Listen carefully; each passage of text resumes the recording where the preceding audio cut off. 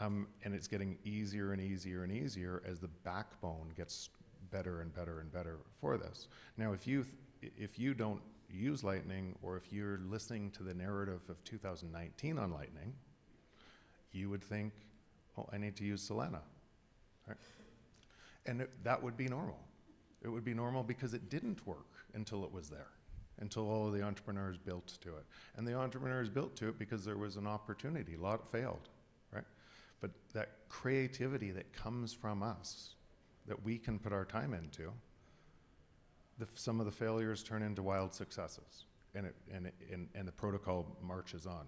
Same thing is happening with Fedi, Cashew, Noster, BitChat. These are all layers of adding functionality, privacy now in Bitcoin. If Bitcoin stayed just open and decentralized and secure, but it was an open monetary protocol, and all of our actions were in the other system, pricing it in the centralized system, Bitcoin would break. It would fail. Because that overwhelming force, if this wasn't private, in a world where AI was moving faster and faster and prices should be falling that fast, would be centralizing that fast.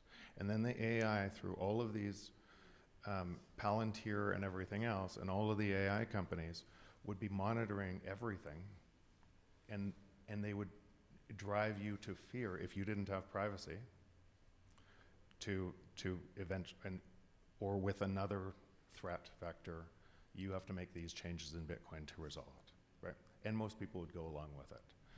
But that won't happen. And why won't it happen? Because enough people know about it. I've known about this threat for a long, long time. It's why I funded Obi and what it's doing with Fediment. And every single person in this audience could go create their own federation today, completely private, and be nodes in a network that's expanding over here. And what the same thing in the nodes there, no, it's not Bitcoin, it's eCash on top of Bitcoin. But because you're the node in it, you know it's one-to-one, right? You know it's one-to-one, and you have privacy in your communications. And the same thing is nodes on the base layer. Once there's too many nodes, there's no way to shut it down. So now if you add nodes in privacy that are all interoperable, there's no way to shut it down.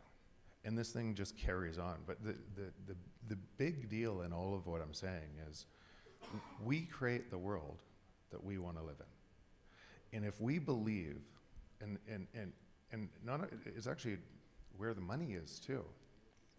Because if you believe, if we will not live in a centralized Orwellian system. Humans will not. They will rebel. As it gets worse, they will rebel. How much worse, what country, what area, and everything else, because it's getting worse, a lot worse, and it's going to get worse faster from the other system. But the opportunity, because that system looks like that, the creativity in your mind moving to hope, truth, and abundance, frees the world from this. And it's where all the opportunity is. So I don't even want to, why I don't talk about what the other system looks like or how bad it's going to get is because I don't need to. It gives us this value to be able to do what we do with beautiful people who are just early on it. Not all, we all won't create the best, biggest businesses, and the businesses that we're going to create on it won't look like the monopolies in the old days. Because as soon as you create a business that creates margin, other people can compete with you to drive down that margin, and everybody wins by that. But we're so early in that participatory, different model that we don't have a mental model to actually hang on to that looks like that because it's never existed. But I can see it perfectly clear, and living through it. Being part of this, like being part of this with you guys, it feels so abundant. So I can't believe I get to do it every day. Yeah, it is beautiful. I kind of want to cry, but I'm on stage and I'm not going to do that. But yeah, give him a round of applause. I think everybody here listening is because they very much understand that you could see this world, and whatever your genius is, your gift is. I think we all want a part of it, which is why we're listening to Jeff Booth. Do you have any practical things that can, so I say this also in light of, you just had it was a great conversation with Natalie Brunell, the last episode that you did with her. And I think she asked these great questions that a lot of us ended up hearing. Then why isn't it happening? If Jeff is so right and all these things, then why isn't it happening? And it was a lot of questions of still viewing Bitcoin from inside the old system, bringing our baggage over. Do you have any practical suggestions for people here? Because I'm sure we all, when you walk away from listening to a podcast with Jeff, do you feel that sense? Do you feel that peace almost of like we're headed in the right direction, right? How can we do that without listening to every Jeff Booth podcast out there? That's my question. So one of the reasons we've become so close, right? We've traveled and seen these circular economies. We've seen the brilliance in other people all over the world. And once you see it, so people are talking about price, what's happening with Bitcoin right now. If you saw what happened last year in Bitcoin and all of the progress and individual people just starting and then driving into it, and that cascade all over the world, you're not scared at all. You're in a totally different mindset. And so when you say that, it's really weird for me to hear people worried about Bitcoin. And really what they're worried about is Bitcoin price in a US piece of paper. I think it's true. I think all of us I think not everybody obviously has the privilege of being able to travel to these places all the time. I think that's a piece of it. And then I think also, these sorts of conferences tend to, I think, be a bit of a refuge for people. You're amongst other like-minded people. You do leave these things feeling, again, that sort of charge. You bring it back into your world, but then you go into that world and you're surrounded by the fiat mindset. You're surrounded by people who are petrified over everything they're hearing on the news. And I asked, I bring this up, we were talking a little bit about this outside. Any practical ways, I guess, for how to deal with it? So it's like, you kept saying you put your 15,000 hours into Bitcoin, you kept going deeper into Bitcoin, but on a practical level, what does that mean? Is it just picking up another book? Is it listening to another podcast? Is it trying to make the time to get to another conference, or is there more to it than that? So you know what you said about the musician? That's what it is. So every single person I know in this that most people celebrate were the exact same as the person who's trying to celebrate that person 5 years ago. Exactly the same. No more skill set, they took their genius and they just said, I'm gonna contribute. I'm just gonna go, I'm not gonna wait for anybody, I'm just gonna go. And because of going, and sometimes it took longer. What you said, you're writing, nobody listened to it for the first two. Sometimes and then one piece, it clicked and it touched a whole bunch of people. And what does the market value? It values value for them. So if you actually take yourself out of it and you say, how can I provide value to other people here? There's an infinite ways to start right now. And I'm speaking to the converted here, but if somebody's listening on a live stream, think about the hours, the endless hours right now that you are in Twitter or something else, or watching fear porn from the system that's a car crash economy that's corrupting your brain. I wrote I quoted Frank Outlaw in my book that said, watch your thoughts become your words. Watch your words become your actions. Watch your actions become your character. Watch your character becomes your destiny. But I didn't say, where do the thoughts come from? And so we originate, and we have to, and I think about this a lot. So if we lived, when you're in meditation or you're in high consciousness, the creative energy and what you can do is literally unstoppable. Every single thing in this room, everything, the world we can inhabit comes out of our mind. Everything is mind. And if everything in mind is that, and it's a creative process that always takes what we believed and creates something new, and that's new, where we're going. But most people are measuring from the economic system that arises through a fault, and they're measuring from this other thing. They can't get to the everything as mind. They're actually operating in a totally different mindset. Now, if you're inside that deeper and you're in Twitter and you're in the chaos, what are the potential thoughts? What's it doing to your mind? Who is inserting is it your belief that you're actually doing it, or is it somebody else's thing that they're trying to get you to convince? And when I said that, I just said, I also have to realize that where I spend my time, I must be susceptible to that, because I watch everybody else being so susceptible, so believing this nonsense. And so I question myself all the time too, because it must be. And that's why I don't spend time on some of these platforms anymore. I take that time and I put it into something where I want the world to go. And it's as easy as that. And by the way, if you do that, your time will expand like crazy.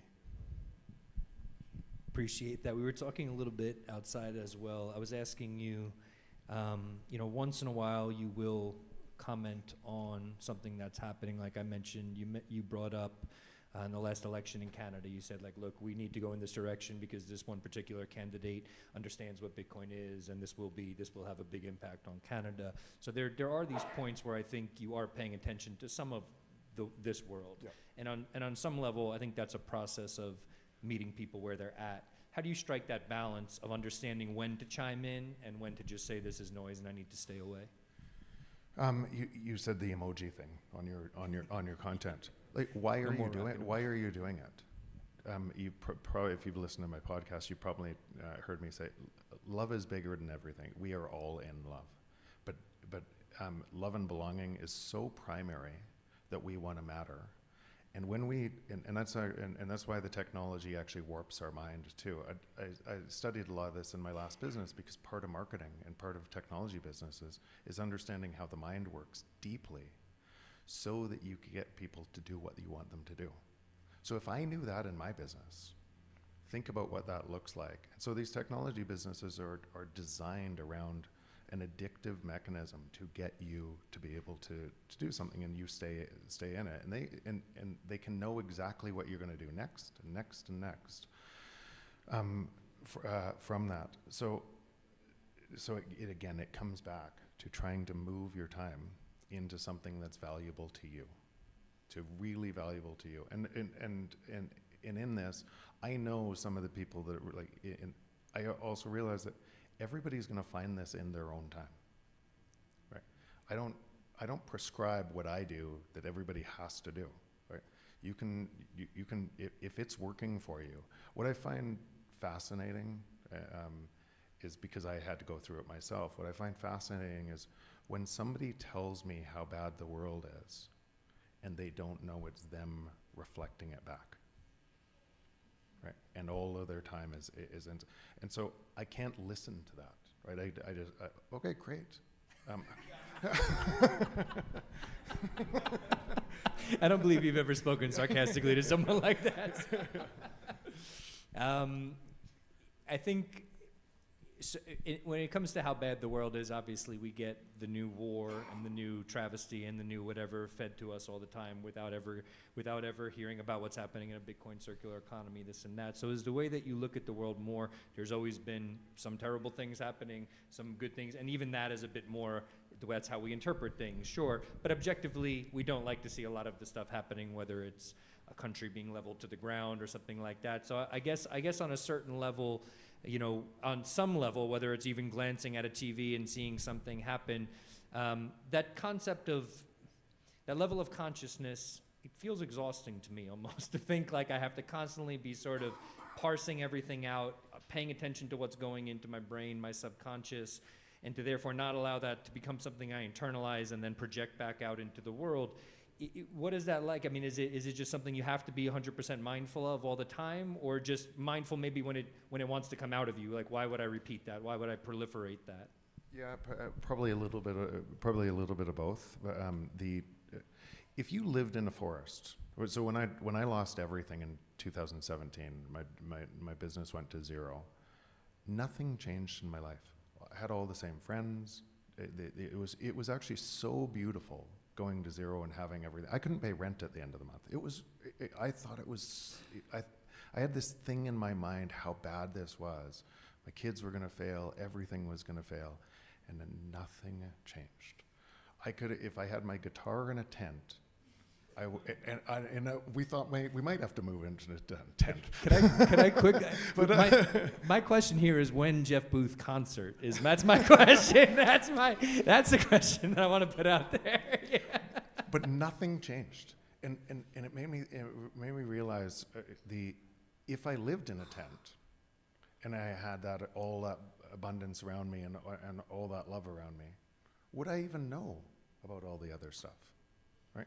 And so when you realize every single person you know is going through their own mind of what they believe, and that world is reflecting exactly back to them based on what they believe, and what they're impacting other people through that belief, good or bad. Even when you say good or bad, we want to believe we're in the in-group bias, out-group bias, and we want to believe we're in the good crowd.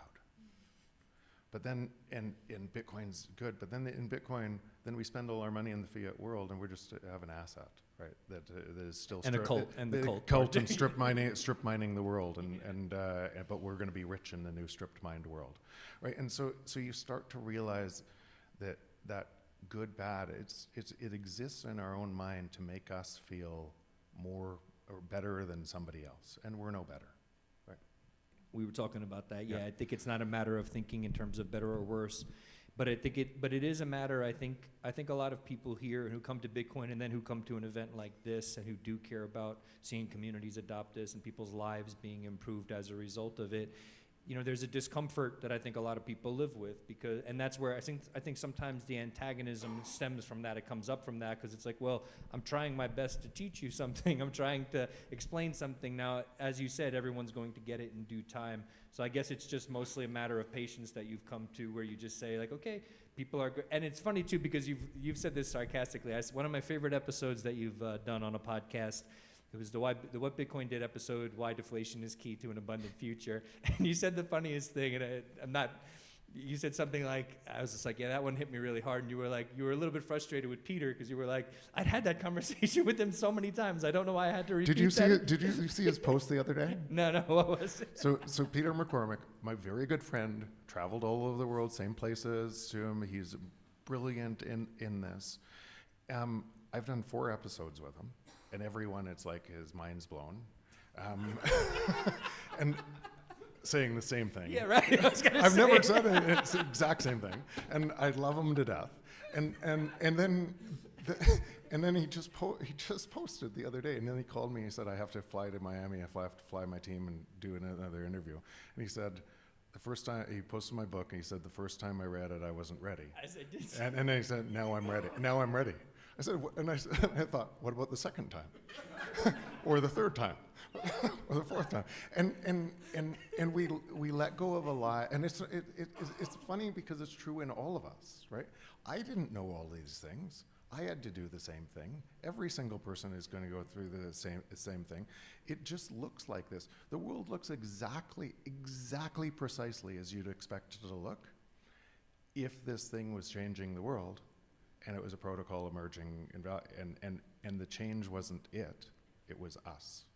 It looks exactly like it would look like. It looks exactly like I would expect it to look like. Nothing's a surprise at all. You've talked about studying some of the threat vectors of Bitcoin. So I assume on some level, what compels you to study that is some level of fear. Well, I hope this doesn't break.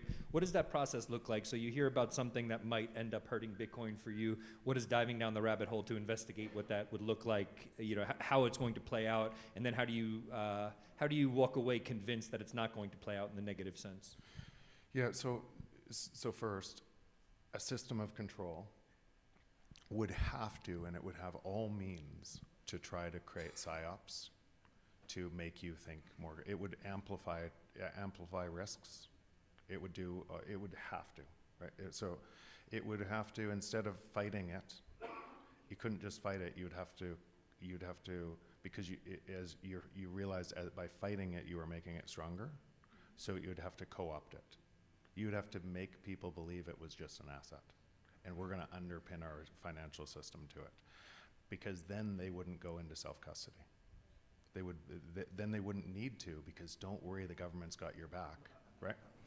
And so all of these things would be part of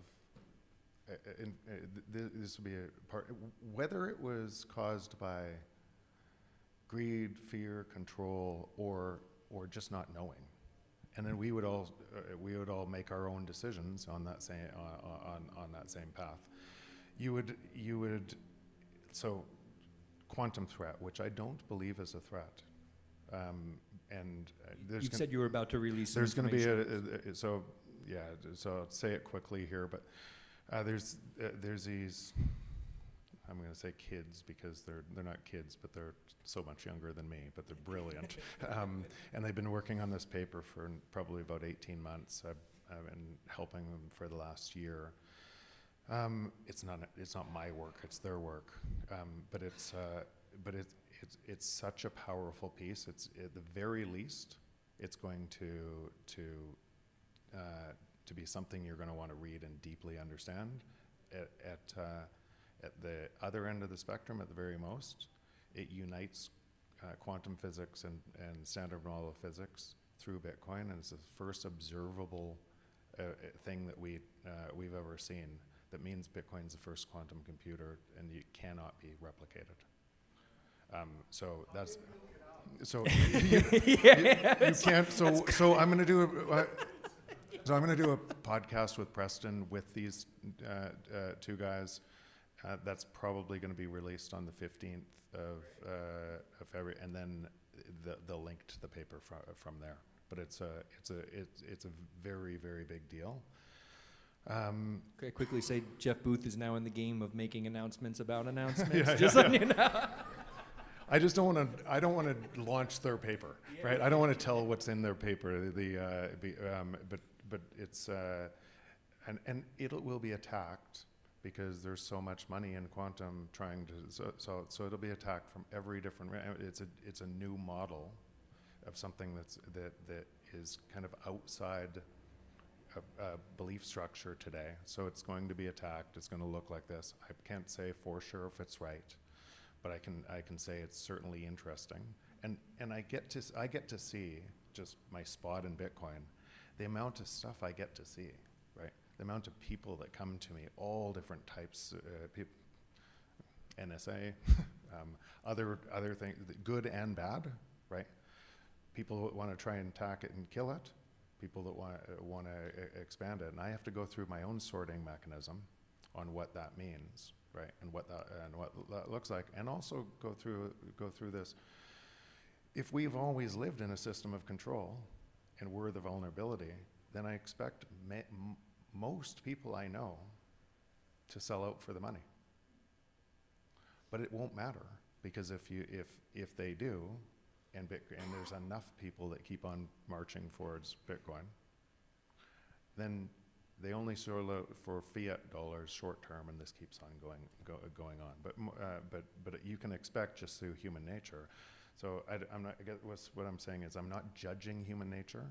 I'm observing human nature, and I think over time, this is an increase of consciousness from living on an honest system that people will see. It benefits to them to cooperate rather than cheat. Love that. You've talked also, this is something, I remember you responding to something that Alex Gladstein posted. We were talking about IMF, World Bank, and you were saying those systems will no longer be extractive. Things will get inverted, and those systems will give grant. They'll look the opposite of what they look like now. And you talked about with businesses will look different. Just an example of maybe something in your mind that you feel might be different when the world is on, I'll say Bitcoin standard, but when Bitcoin is more ubiquitous. What are some, maybe one or two things that you would imagine would change just inherently because of Bitcoin? It's such a big deal. Everything changes, right? When Bitcoin fixes this, it literally turns everything upside down. When John and I had a conversation last night, and you could see in that conversation, you're okay with me saying it? You could see how he thinks about the free market, and is still tied to how broken the free market was, how it was a system of control.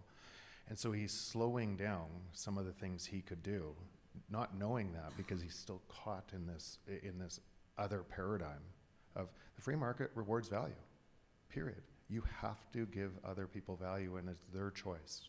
There can be no monopoly in it, because the monopolies get competed away by the free market, by ideas in our head trying to provide more value, and we only use the more value. That changes everything. So sitting down with people and understanding how this system works, like with Alex Gladstein, I sat with John Perkins, who wrote Diaries of an Economic Hitman. And I sat with him for 3 hours one night, and he didn't, now he gets Bitcoin, but he didn't at the time. But he told me he would literally walk in with an analogy, but bag of money in one hand and a gun in the other. And the dictators choose which one you want. Here's for your family and friends and cronies, or we're going to move you out. That's the way the world looks like right now. This is from somebody at the IMF who did this around the world. And we think, and we pretend it's a fair world.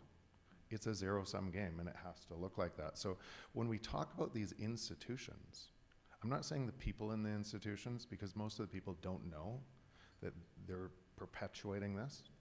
They don't know how money is created out of nothing. They don't know how it creates and everything else. They're just a pawn in that system. Not only do they not know, but they think they're doing good. I would say most of them. Yeah. So you're an NGO doing this, and you feel you meet people on the ground, and you feel like you need to help them, and it's getting worse and worse for them, and it's getting and so you go back to the same structure to help, and it gets worse. Same structure. It gets worse because that's the structure that we've designed for the world, and everybody's operating in that structure. And so it'll keep getting worse while people are still operating in that structure, and the other system will get better and better and better for the people that are operating in that structure. Yeah, perfectly put. It's that conversation with John Perkins. I think for you, was it? What did you take away from that? Given that someone like that who understands how the old system works so much, did it take? What was it like for someone like that to make the move over to trying to understand big? I mean, 3 hours would be. He's probably got to do some work on his own to truly sort of get it. But and this may be just as a closing thought here. But that idea of someone who is so entrenched in the old system, interfacing with someone like that, educating someone like that, ideally enlightening someone like that. What are some of the things that you saw him wrestling with in those moments? Same thing that a lot of people wrestle with. Same thing that it's Bitcoin, because the most of the characterization of it is it's an asset. So if you saw this old system and you just saw an asset, all it would mean is we have new rulers, right? Faster control, faster with AI and everything else. Because just remember, the rate of progress, the rate of productivity that we're experiencing today should be flowing to you. When you're measuring inflation and you're measuring on the game board that everybody's using, you're not measuring the deflation that should be flowing to you. That is exponential, right? It'll go faster and faster and faster. And if the prices aren't falling at that rate, then it's not just inflation, it's control, right? It's coercion. That's what's exponentially happening on the other system. It's just an inverse of what should happen in a free market that can't be allowed to happen from a credit-based system that can't allow that to happen. So these emerge almost exactly opposite. They look different, and if you're inside that system, anything inside that system, it's going to get more control, more chaotic. Remember when Doge came out, and we're gonna rip out all the fraud, and everybody like Twitter's, Elon Musk, our new hero, and the money printing just went up, and more fraud. Right? Not only that, we're gonna save $1 trillion. We're $37 trillion in debt in the United States. $1 trillion. Like, but again, it's a debt-based instrument. Right. It's a credit-based instrument that, if you allowed the free market, it's gone. There is no money, right? You can't allow. In other words, you can't allow the free market from that system, because there would be no money, and every one of the people with the imaginary pieces of paper that is really just a debt instrument, enslaving you, would beg you to create more pieces of imaginary paper. Thank you so much, Jeff, for doing this. But I want to say one last thing to everybody here, and I think you would look at it this way. I surely want you to get up and give Jeff a round of applause for being here with us. But as you do that, not yet, just give me one moment. Yeah, you can for sure. You know, it was a lot for me to look out at this audience as Jeff was speaking. I've gotten to become friends with Jeff and to know him better, and your faces, I'm sure that's the face I'm making when I listen to him speak one-on-one. But as you get up to applaud him being here with us, please get up to applaud yourself and the people around you being here, because you sense something, and you sense something was wrong in the world. You sense something here felt right. You're here exploring it. I see you nodding along, certain things connecting. I see people's eyes lighting up, certain things doing it. So please, for yourself as well and your own genius, for just acknowledging that something's wrong, maybe not seeing everything Jeff sees, or maybe seeing things different and certain things that Jeff doesn't see, which I'm sure he would, you know, that's why he's here out talking to people in the hall. He's learning from you as well. So please keep that in mind. Please give him a round of applause. Please give yourself a round of applause.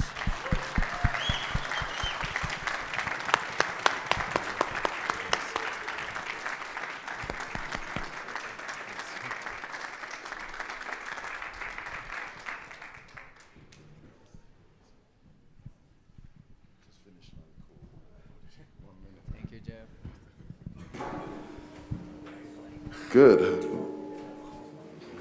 I'm good. How much time you have? Or 5 minutes? What sounds good to you? I'm gonna take less than 10 minutes. Gonna be 5.5 to 6. No, like when your time's coming to the end, you want me to notify, hey, you have like 5 minutes.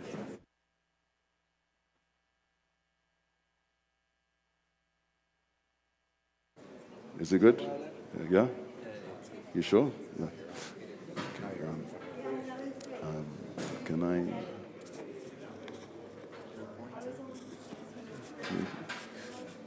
I only.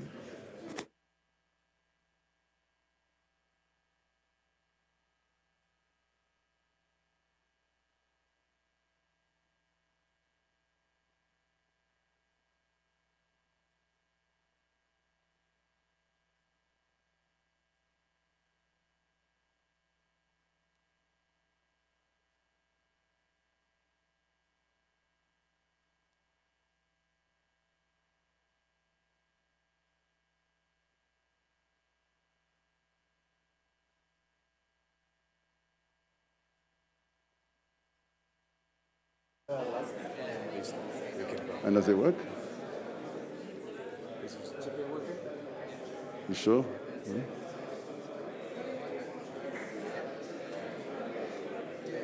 Oh, it's not working. It's not working. The slide.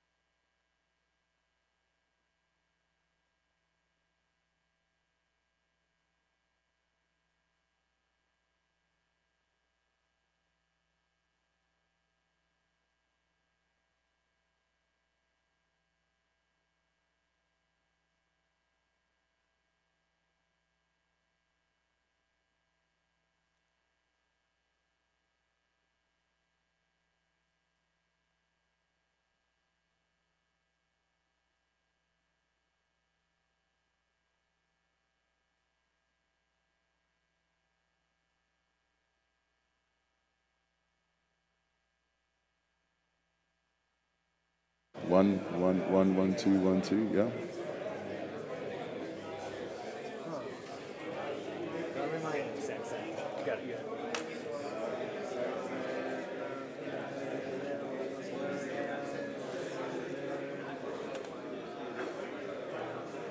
And is it connected? Yeah.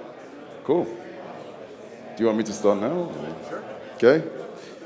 It seems very loud. Is it okay for volume-wise? Yeah? Okay. Okay. Little bit of technical difficulties, but we sorted them. Okay, everybody. Buenos tardes. That's my very bad Spanish. Apologies. Hello, good afternoon. I want to talk to you today about privacy and why now, more than ever, private is key. So, Bitcoin's winning. Institutional adoption is increasing. The right to self-custody is being protected in the United States of America. But look a little bit closer. Around the world, governments are placing increasing restrictions on the ability to use Bitcoin as a medium of exchange. And developers, well, we know developers are being arrested and imprisoned in the US for simply writing privacy-preserving code, i.e. exercising their right to free speech. Now, these contradictions are not accidental. Turkeys don't vote for Christmas or Thanksgiving for our North American friends. Bitcoin was designed to be a parallel system, not to fit neatly within the existing power structures, but to route around them. Yes, Bitcoin is winning, which is exactly why the pushback is increasing. And the pushback comes in many forms, but one of the most pernicious, one of the most subtle is distraction, and these abound. Quantum panics, scaling wars, institutional debates, long-term fee market problem, to spam or not to spam, that's not the question. There's only two remaining questions for Bitcoin to answer. One, is Bitcoin as a medium of exchange? Luckily, people around the world are working very hard to rectify this, to educate this, to work on Bitcoin circular economies, as we've heard today. So I'm very hopeful there. But the other, the second, and this is critical, is privacy. Without privacy, Bitcoin can and will be co-opted. You may think capital will protect you. It won't. At Fedi, we work with many communities from around the world. One of those types in particular, are human rights defenders. And we have many stories of capital theft and confiscation.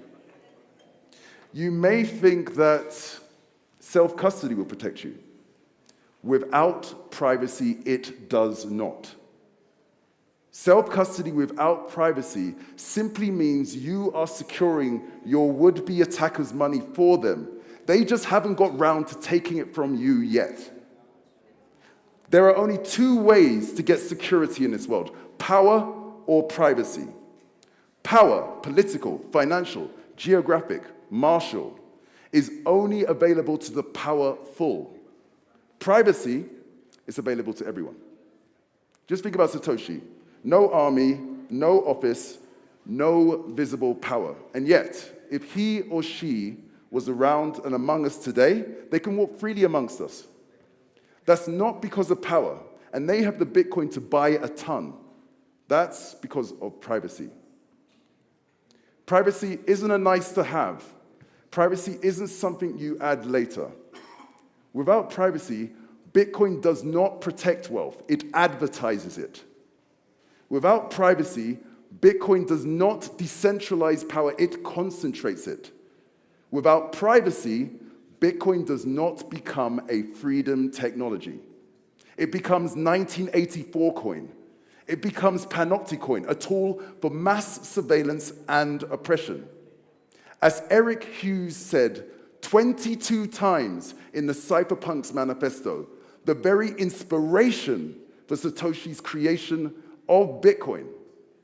Privacy is necessary for an open society in the electronic age. Put simply, private is key. Private is key. Private is key. Thank you.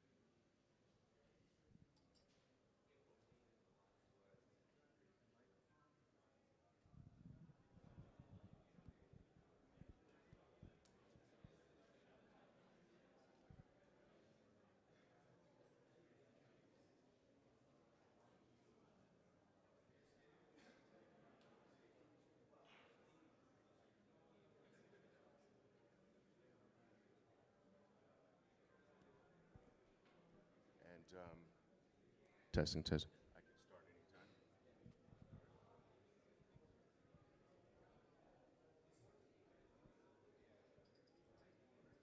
Is this being streamed live or no? Yeah. It is being streamed live, okay.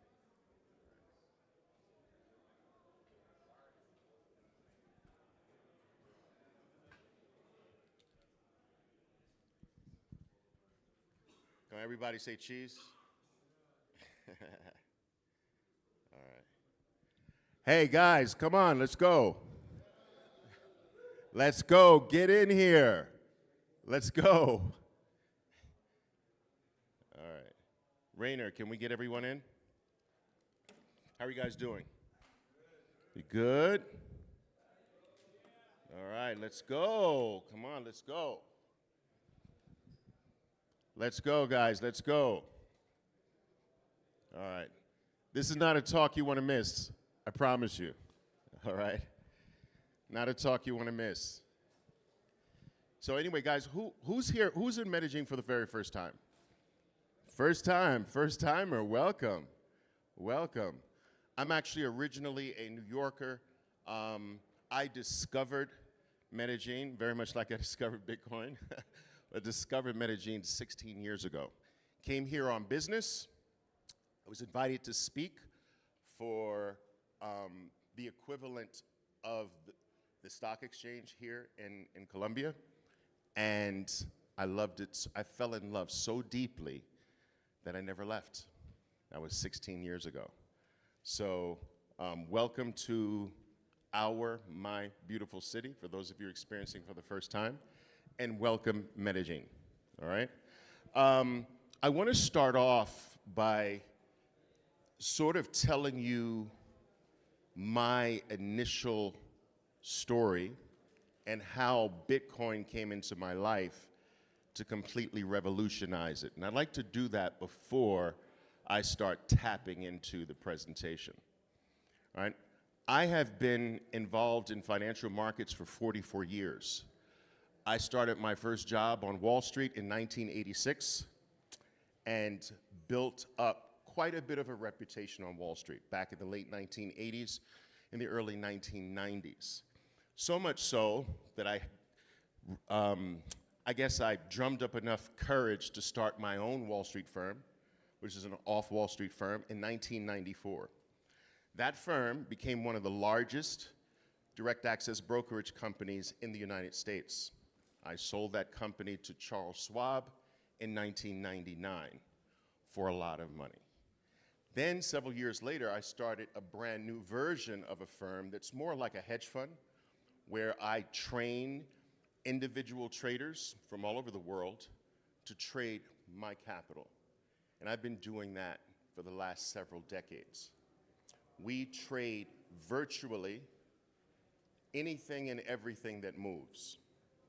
So be very still, all right? Predominantly we trade equities. And it was back in 2017, late 2017, I just began to hear this growing chorus amongst my traders. Oliver, we should be getting involved in Bitcoin. And I hated it. I hated this distraction away from my core business, which was predominantly trading equities. But I kept hearing it over and over and over again. And the groups of traders approaching me, my traders approaching me about Bitcoin, just got to such a feverish pace that I made an edict. The next person who mentions Bitcoin to me gets fired. And I literally fired traders in 2017 for talking about Bitcoin too much. We were having one of the largest and the best years of my life, of our lives, and I just didn't want the distraction. It wasn't our market. It wasn't our thing. But what I decided to do in early 2018 was just to follow it, to study it. And I told my traders that, listen, okay, look, I'm gonna monitor this thing for the next year, year and a half or so. I'm gonna watch how it trades, how it moves, and I want to see Bitcoin collapse. It will collapse again, all right? I wanna see it collapse, and I wanna see it survive. And if it survives the next collapse, I'm going in. And lo and behold, obviously, Bitcoin rallied to 20,000 more or less in late 2017, had its collapse throughout 2018, bottomed at 3,200, and my traders said, well, Oliver, it's time. And I said, no, what have I taught you? I teach my traders that the first bounce after every collapse is never the buyable one. They know this. So we waited for the first bounce after the collapse off of 3,200, and that bounce impressed me to no end. It went from 3,200 to 14,000. I'd never seen something bounce so ferociously like that after such a deep decline. And I told my traders, the following drop after the first rally is your buyable drop. Never the first one. That's something you all should know. The first bounce after a collapse is not the buyable one, almost never. It's the second drop after collapses. That second drop declined from 14,000 all the way to a low of around 3,800, which is when we made our rush in. I had 9,000 traders pile in to Bitcoin on the same 2 days, right? March 12th and March 13th of 2020. And that was our initial foray into Bitcoin. From March 13th of 2020, there has never been a day, not a single day, that we have not bought or accumulated Bitcoin, including today. I run a 24 operation around the globe from a trading perspective, and today my organization is dedicated to trading for Bitcoin, Bitcoin is the win. The dollar is not the win, all right? We trade equities, we trade Forex, we trade currencies, all right, for Bitcoin. Bitcoin is the win. And all proceeds and all gains go directly into Bitcoin. We call it our mining operation. We mine dollars via financial markets to dump entirely into Bitcoin. And that is my Bitcoin story. Now, because in my financial field, I was fairly popular. I still continue to be one of the most sought after speakers on the topic of trading markets for a living all around the world, all right? Last year I was in 19 different cities talking about trading markets for a living. I've decided to dedicate my skill in terms of my voice for the benefit of Bitcoin. And that is what I want to do with you today. So, listen. Rainer, can we get everybody in here? All right? So, today, what I want to do is I want to convince you, if you do not believe this or know this, I want to convince you why Bitcoin will rise in value for the rest of your lives. I want to try to convince you, if you do not believe this, that Bitcoin will not only rise forever throughout your entire life, it's going to rise in value throughout your children's lives, their children's lives, their children's lives, forever. Never, never will Bitcoin stop rising in value. Now, my mother used to say when I was a kid, Oliver, never say never. Well, Mom, I'm sorry. I'm saying never, all right? Now, when I tell people this, most people are like, Oliver, come on. Let's be for real. Forever, nothing rises forever. That's wrong. And I'm going to convince you, by the end of this presentation, you'll know not only that Bitcoin will rise forever, but why it will rise forever. It rises forever for predominantly 4 reasons. And these are the 4 reasons I'm going to cover with you today. Reason number 1, adoption. Everything that humans adopt is adopted forever. Everything. Everything in the human experience has been adopted forever, continues to be adopted forever. Humans do not stop adopting. Let's go over some examples. River says that the current adoption rate, when we measure it in terms of the human species, they have us at 3% adoption. I say that's bullshit. All right? I say we're at 1%, and I think 1% is generous. I think we're less than 1%. And if you don't think we're less than 1%, then where are the Bitcoiners in your life? Where are they in your family? Absent. Where are they in your neighborhood? Absent. Where are they in your church groups?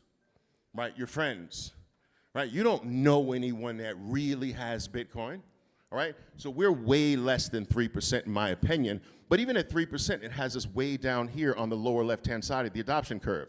Now, let's take a look at a few things. I've just put a few things to show you that humans never stop adopting. And if something never stops being adopted, it will never stop going up in value. It will never stop increasing if adoption never stops. We've been adopting fire for 1.5 million years. Now, the strongest and most widely accepted evidence of this comes from like such sites as the Wonderwork Cave in South Africa, where ash and burned bone were found deep inside the cave, indicating controlled fire, not wild nature fires, right? We have been adopting fire every single year for 1.5 million years. We continue to adopt fire. We continue to find new and innovative ways where fire improves our lives. Electricity is still being adopted after 2,000 years. but in different phases. Awareness of electricity is 2,000 plus years old. But scientific understanding of electricity is 400 years old, and mass adoption of electricity is 200 years old. Now, are we still adopting electricity? Absolutely. Every new house, every new building, we are still finding innovative ways for electricity to affect our lives. Commercial air flight started in 1914. After 112 years of adopting this form of transportation, only 1 in 4 human beings have ever gotten on a plane. The future of air flight is enormous because only 1 in every 4 human beings have ever been on a plane. The adoption of air flight will never stop, all right? Computers, after 85 years, computers are still being adopted. More computers are being sold every single year, not fewer. Buyers are still upgrading and adding machines, and new tech features like AI-ready capabilities are encouraging even more purchases of computers. Computers will never stop growing, ever. The internet, after 55 years, the internet continues to be adopted. 1969 to 1985 marked the period of pre-public origins. 85 to 93 marked the period of institutional adoption of the internet. 1993 to 99 is when public adoption began. The rest is history. We are still finding innovative ways to use the internet to impact our lives. Will the adoption of the internet ever stop? No. Will the growth of the internet ever stop? No. Will the growth of the internet ever slow down? No, never. Never a year in your life, not even in the lives of your children and their children. Smartphones, after 35 years, handheld phones are still being adopted. 1990s to early 2000s kicked off the pre-smartphone handheld phone, all right? 2007 ignites the adoption of the smartphone, the iPhone. 2007, Android. 2008, we're still finding new ways to utilize our smartphones. I have 5 smartphones that I use. I have 2 on me today. Will the adoption of smartphones ever stop? No. Maybe they take on a different form. Maybe at one point it's just something in your ear. I don't know. But the adoption of that movement will never stop. So these are just a few things to show you that anything that humans decide to adopt, they adopt forever. And adoption equals growth. Adoption equals increase. Now, Bitcoin, after only 16 years, is as a little typo, is the fastest adopted item in human history. All right? And it's just getting started. With only 1% of the world having adopted Bitcoin, it still has a long way to go to hit critical mass. And with this little tiny pinch of salt, 1% of the world has produced the best performing asset in human history and the fastest growing adoption in human history. It has outstripped, with just 1%, it has outstripped everything that humans hold dear. Imagine 10%, 30%, 60%. We haven't even started yet. We're still early. So why do humans adopt things forever? There are 3 reasons why. The human birth rate. Every goddamn day, there's 250,000 new human beings that join us here on planet Earth. Net of deaths. Net 250,000 new human beings. You know what that means? There's 250,000 new adopters of fire every single day. 250,000 new new users of electricity arrive on planet Earth every single day. 250 new airplane riders, 250 new computer users, 250,000 new internet users, 250,000 smartphone users, 250,000 Bitcoiners every single day are born. And this is one of the main reasons adoption goes on forever. When humans lock in on something, all the new humans are automatic adopters of it. Now, there will only ever be 21 million Bitcoin. We know that. There are currently 8 billion people on planet Earth. That means that for every person, there's only 0.002625 Bitcoin per human being today. But that number keeps going down, right? Because every goddamn day, there's 250,000 new human beings that drop that number. That's how scarce this item we call Bitcoin is. 250,000 new human beings join us. Less than 1% of all the existing human beings have adopted it. We've got 99% to go.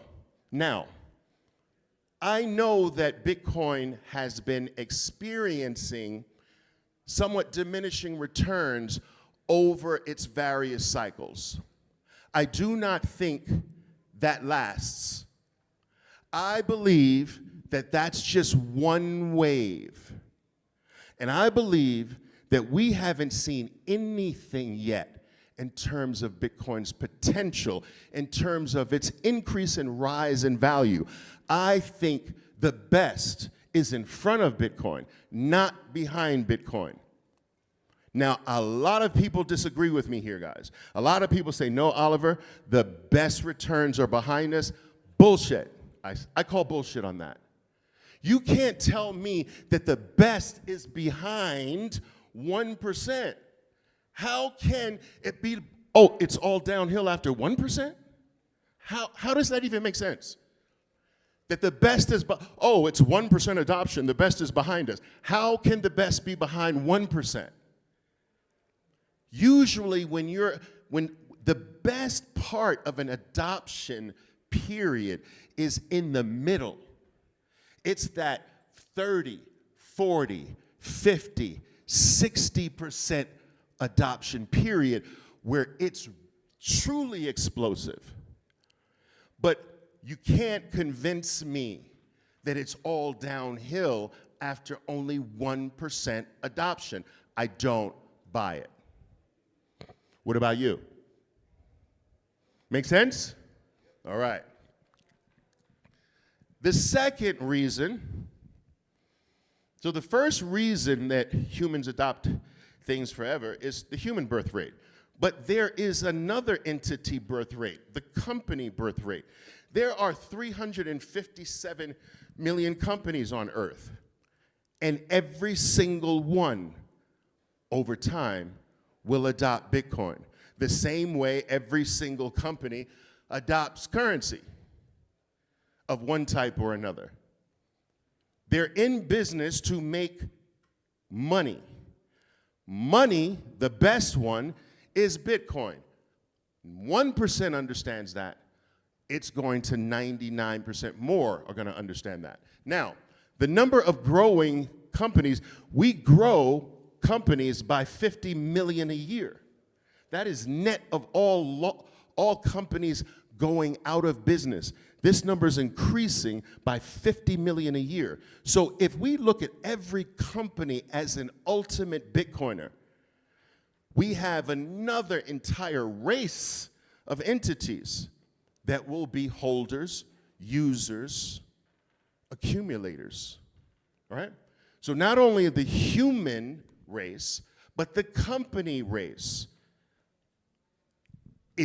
will start to or is chasing Bitcoin. And then you have the ultimate race, the AI race. And yes, I believe you should look at AI as a brand new race, right? If we treat AI as a race, and we should, then its birth rate is unprecedented in the history of life or technology. A biological birth is usually measured as new individuals per year per 1,000 population.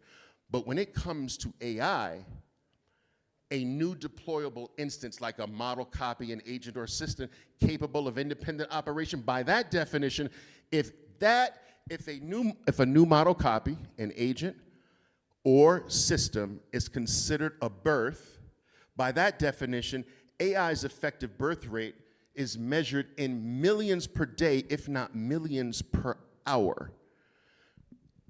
I am absolutely convinced that every single AI will demand Bitcoin. If you ask AI now what's the best money, what will it tell you? Bitcoin. If you put all the money side by side and ask AI, remove all the monies that are inferior and keep the most superior money, it will wipe out everything else and leave Bitcoin. Try it. Any AI, try it. It already knows Bitcoin is the best money. And if it is going to demand payment for its services, and it's going to demand payment for its services, AI, it is going to demand it in an infinitely divisible item like Bitcoin. And the way this is going to work, guys, for instance, if an AI process for business purposes has it has 14 steps that it does, but the 7th step requires the use of some other AI. So in order for this AI to complete its 14-step process, it has to purchase a process from another AI system to complete step number 7. But it charges every single time it goes from step 1 to step 14, it receives a payment. But from that payment, it must pay another AI for step 7. This is happening right now. And these AI processes will demand Bitcoin. Every AI will have a Bitcoin wallet.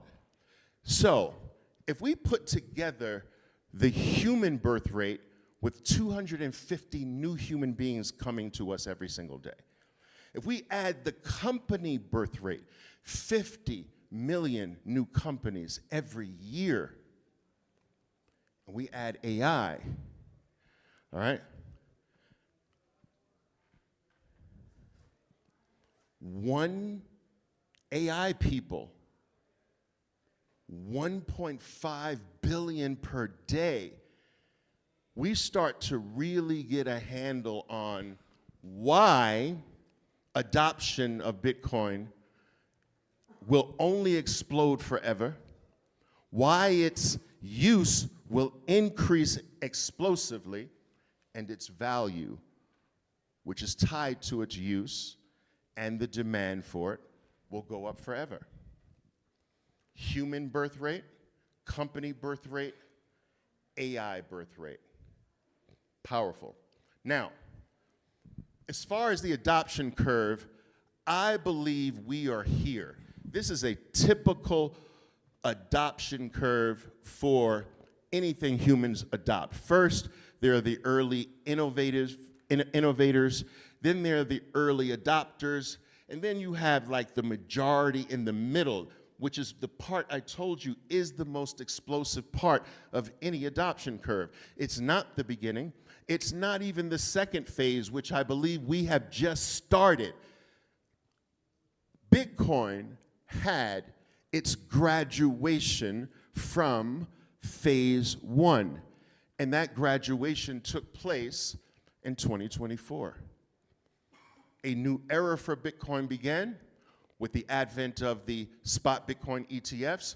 One can say that Bitcoin had its IPO in 2024. It's in a brand new era, and I believe that brand new era is the early adopters era. But the most explosive adoption phase comes here. in the late early majority into the beginning of the late majority phase. We haven't seen anything yet. We're nowhere near that. So I truly believe that Bitcoin is going to shock the world because the majority of people do still believe that the best is behind us. And that simply can't be the case if that's where we are. The best is in front of us. Bitcoin is the fastest growing or fastest adopted thing in history. As you can see, this was 7.5 years of the internet being adopted. Here is 4 years.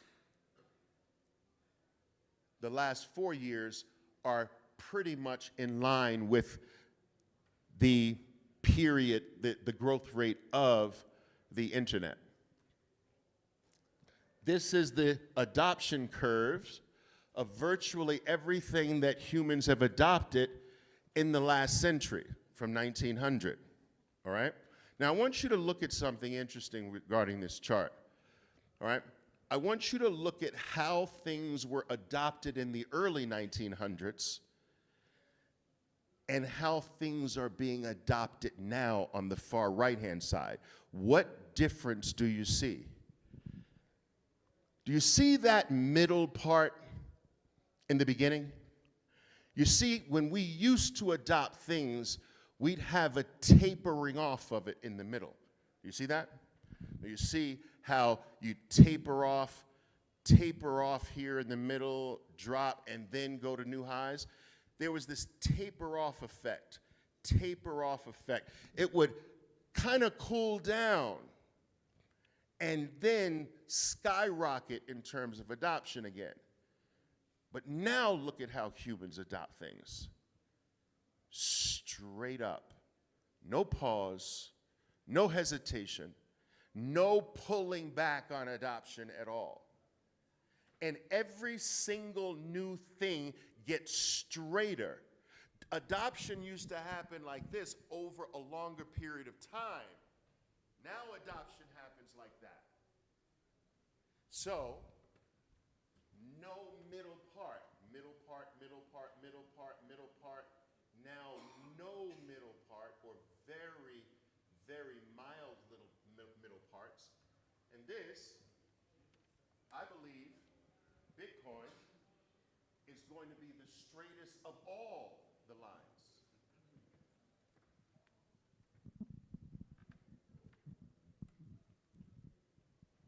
So we're still early.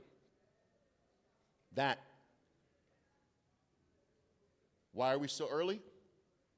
Everything adopted, guys, rises forever. So, number 2. So we covered the first reason that backs up why Bitcoin will rise and increase in value forever. It's those birth rates. Second thing, up always. Everything rises forever. Again, I am surprised when people sort of say, Oliver, how can you say that something can go up forever? Because everything goes up forever. And this is lost for some reason. Everything in your life has gone up forever, has it not? Has home prices gone up forever throughout your whole life? Yes. Has the cost of living gone up your whole life? Look, silver has been rising for 9,000 years. It's at an all-time new high now. 9,000 plus years. Gold's been rising for 5,000 plus years. Bonds have been rising for 600 plus years. Stocks, measured by the New York stocks, the US stock market, it's been rising for 300 plus years. Microsoft's been rising for 50 years. Apple's been rising for 49 years. Amazon's been rising its entire life for 31 years. Google's been rising for 27 years. Do you think they're going to stop rising? No, everything rises forever. Bitcoin's been rising for 16 years. It's the baby. It's got a long way to go. It won't stop in your lifetime, not even in your children's lifetime, not even in their lifetimes. Look at all these things. So, item number 3, the third reason why, backing up why Bitcoin will rise forever or increase in value forever, the immaterial world. Everything that goes from the analog world to the digital world, the ethereal world, the non-touchable world, right? Everything that disappears into that world does what? Expand exponentially forever. If you take it from the physical world and you put it in the digital world, you expand it explosively forever.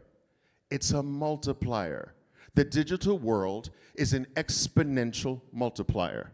So, God, our whole human experience, we've just been experiencing things that go from the physical to the non-physical. Gods used to be worshipped like the river, the mountain, the sun, this little trinket here, this little statue here. Today, the majority of people who do worship a god can't see it, feel it, touch it. It's gone to the immaterial world, and as such has become more powerful than a trinket or a mountain or a stone figure. It is available to everyone in that world, but the stone figure is not available to everyone. You put it into this world, this immaterial world, and it becomes available to everyone, and it expands exponentially, and it becomes far more powerful than the analog version of itself. Everything that we hold dear, some of these things you would die for. You can't feel them, you can't touch them, you can't see them, you can't show me, you can't show me. You can show me an act of love, but where does love live? I want to go visit love. It doesn't. It's in the immaterial world. Honor, truth, fairness, decency, hope. What else is there? These are things that you would die for, and they're not physical.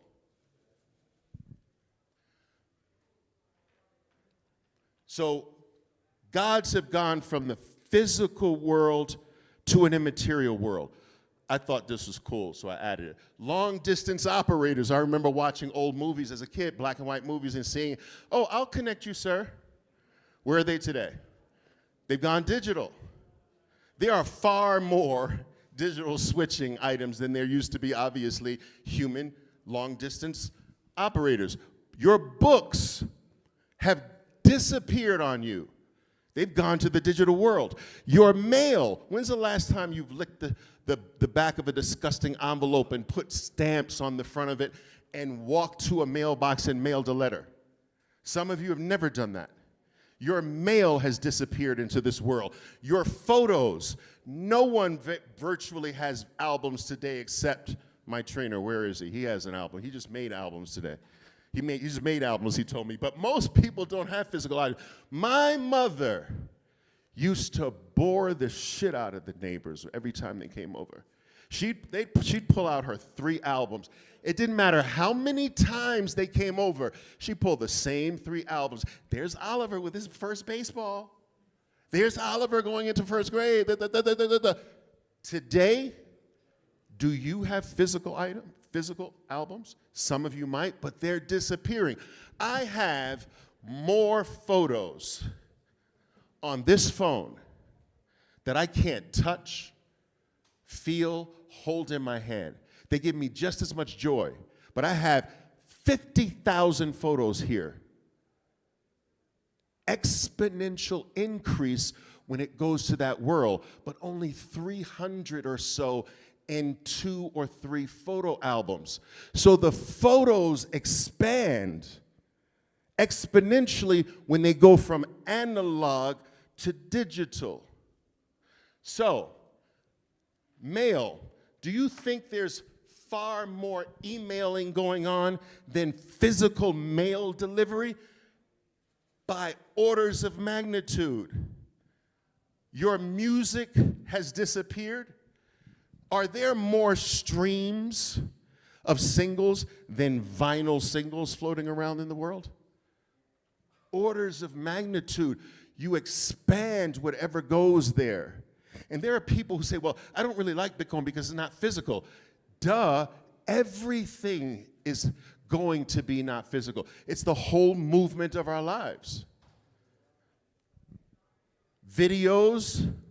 I used to rush off Wall Street at the closing bell to go to the local Blockbuster when a new movie came out because they only had 25 copies and first come, first serve.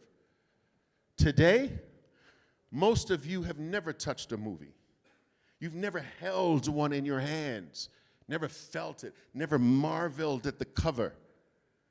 Are there more movies available to us today? By orders of magnitude. So my point is, whatever you put there in the digital realm, it massively explodes, increases in number and size and value. Is Netflix worth more than Blockbuster? Yes. It has to. It deals with the digital, non-material world. So never will a digital item not be exponentially more than the analog version of itself. Never. All right? We see that in this list. Now, never has the digital version of an analog thing not outstripped its analog counterpart by orders of magnitude. So not just come up to the value or number of the analog thing, but it exponentially outstrips it. So Netflix exponentially outstripped Blockbuster. Your photos in your phone exponentially outstrip the photos you have physically in an album. Your emails exponentially more than actual physically mailed emails. There's exponentially more movies, exponentially more music. Never has a digital thing stopped growing or rising and increasing in value. Digital value increases, expands, grows forever. Money is the last thing on earth to disappear. Your photos, your mail, do you understand? Your long distance operator, everything pretty much disappeared. And money was the last thing on the checkbox to disappear. Money is the last thing on earth to disappear, to live in the ethereal world of value. Gold, the physical analog form of money, has now moved to Bitcoin. Bitcoin can't really be touched, felt, experienced in the physical world. It is tied to the physical world, but the scarcity, which is what it is digital scarcity. You can't touch that. You can't feel it. It does not live with us in the physical world, in the physical realm. So if gold is the analog version, and Bitcoin, if gold is Blockbuster, and Bitcoin's Netflix, does Bitcoin stay equal or less than the value of gold? If everything else in history that's never happened before, never has the digital version ever remained less than the analog version, will Bitcoin remain less than its analog version called gold? Will it? No. So, another thing to keep in mind is that for the first time in human history, your word is truly your bond. That used to be a popular saying. My word is my bond. My word is my, my honor. My word is valuable. Excuse me. Bitcoin is literally 12 to 24 words. Your words, your word is your value. Your word is your bond. Powerful. Who can take a word from you? If you have the word hope, can I steal that from you? Can I take the word hope out of your vocabulary? From this day forward, you will not use the word hope. I'm taking it. No, I can't. Bitcoin being your word makes it invincible. Now, I call this right now, Bitcoin, the eighth wonder of the world. Why? Because it is the eighth most, as of today, Bitcoin is the eighth most valuable asset on planet Earth. All right? There's only 7 other assets that are more valuable than Bitcoin. If you take companies out of it, you will see that as far as monies are concerned, or things that are considered to be somewhat monies, Bitcoin, silver, and gold are at the top. But if we include the companies, Bitcoin is 8th. Now, gold is the analog version of Bitcoin. Bitcoin is the baby digital version. We've already established that there has never been an instance where the digital version of an item remains below the value of its analog counterpart. The analog counterpart is valued at 32 trillion. Bitcoin today is at 1.8 trillion. Just to match its analog equivalent. That's a 16x, sorry. That's a 16x from here, right? Today, by buying Bitcoin at $95,000 of Bitcoin, you're literally buying it at minimum 16 times below its equal value. But we've already established that the digital version doesn't just rise to match its analog counterpart, it passes its analog counterpart by orders of magnitude. So what does that mean? That should be 100 plus X or more. Bitcoin will outstrip its analog version. And when you approach Bitcoin today as if it already has, it will give you an unshakable confidence in its future, where it's going to go, and its ultimate, inevitable conquering of all. The fourth and final thing, time. Bitcoin is time.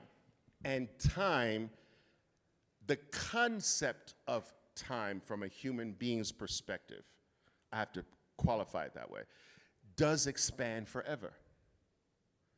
And if Bitcoin is time itself, and it is, then Bitcoin expands forever as well. Now, time is the measurement between two things. So, this event happens later, time has been created. You can't have time with one event, you have to have another one. And the measurement of the distance creates time and space, right? So time is the measurement between two things. A Bitcoin block, boom, 10 minutes later, another Bitcoin block. That is time. This is why we call it not the Bitcoin blockchain, but the Bitcoin time chain. Now, time is the stuff that your life is made up of. All of us have a set number of days, a set number of months, years, hours in our lives. And let's say on average that's 85 years. So on average, we all get 85 years. Time is the scarcest item that human beings experience. But Bitcoin is also time. Now, what is the highest measurement of time? What's the most valuable measurement of time? So if I trip off this ledge for a moment, that's not the most valuable transaction. That no one's gonna, oh, Oliver tripped off, I'm gonna put that in history and we're gonna study this. No, that's not an important event. So what are the most important events that should be recorded on the time chain? What should be recorded? And I'm willing to say that what you put your money behind. When you're willing to exchange value, if you want to change, if you want to give up, as an example, the scarcest item on earth, Bitcoin, that is guaranteed, as we established, to continue to rise for the rest of your life, in order for you to give that up today, it had better be something special. If you really believe that, someone has to come to you very correctly. Someone has to come to you with something so powerful, so amazing, so sublime, for you to give up all of that future value for the rest of your life. So I would say that's a pretty damned important thing. And Bitcoin measures the most important activity of the human race. Because as more and more of us understand Bitcoin and its true value and value proposition, they're not going to let Bitcoin go very easily. And so when they do, that's noteworthy. Bitcoin is going to be, in my opinion, the ultimate arbiter of truth, a ledger of time, a ledger of humans' most important activity, sealed in the time chain forever, unchangeable, unalterable. Time is the stuff your life is made up of. Bitcoin equals time. Time equals life. Bitcoin is your life. I'd get some. We're good? Thank you very much, guys. Thank you. So what I want to do, thank you. I just want to take some questions. I think we have some time. I'm going to take any questions you have. Any questions. Anything. Price, time frame. Oliver, when do you think this is going to happen? Anything you want to ask. Yes.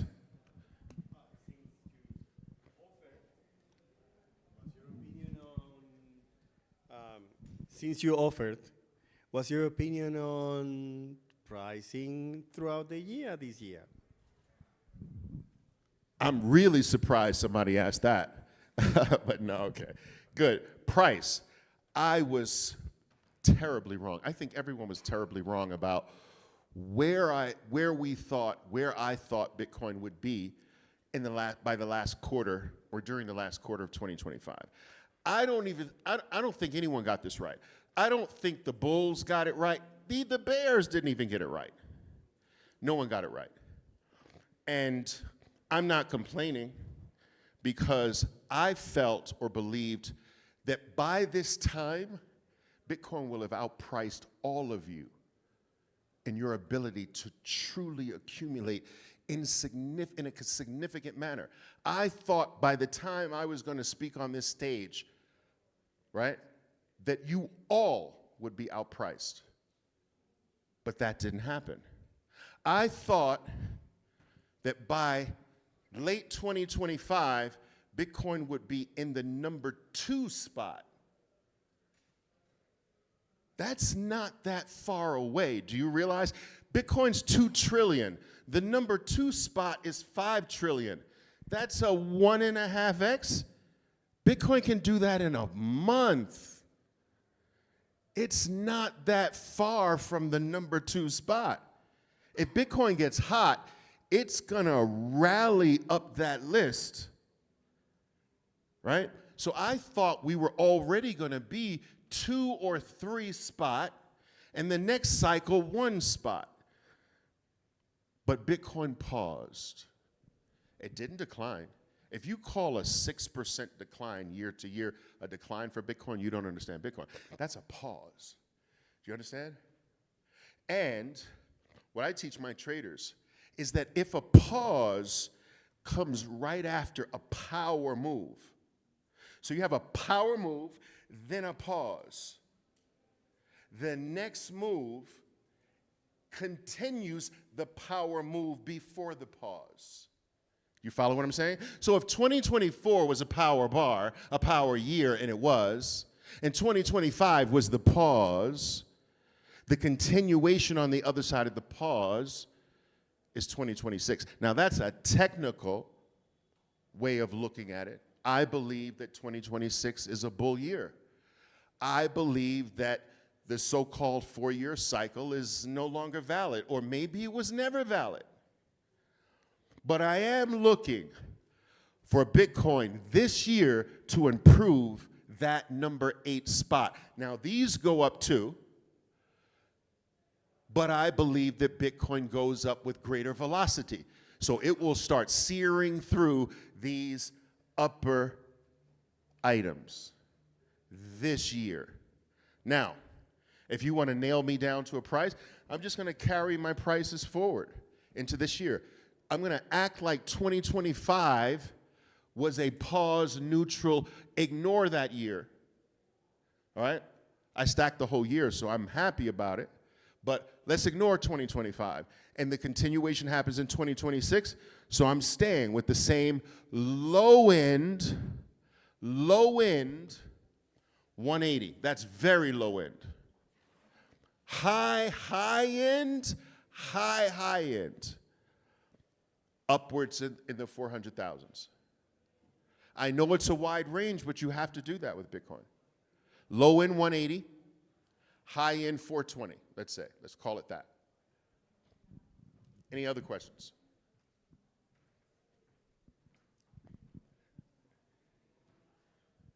You had said the only way you would trade your Bitcoin or exchange it is for something that's more valuable. So what do you think is more valuable?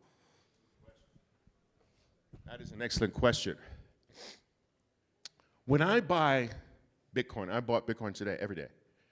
But when I buy Bitcoin, I always say this silently, sometimes not so silently. These sats will never see the light of day. I have just made Bitcoin more scarce for the entire world because I'm never letting this go. So I have no intentions. I am fortunate enough to not need it, all right? I will never touch my Satoshis. But what do I tell my children that it's okay to use Bitcoin for? Memories. And mothers. That's what I tell them, memories and mothers. I tell them, you always make sure your mother's okay, even if you got to sell Bitcoin to do that, and build the best memories of your life. Whether that's through travel, but all we really have at the end of the day are our memories, right? So you can use Bitcoin, in my opinion, without being shamed to build the best memories of your life. That's what life's about. Let's not get it twisted, all right?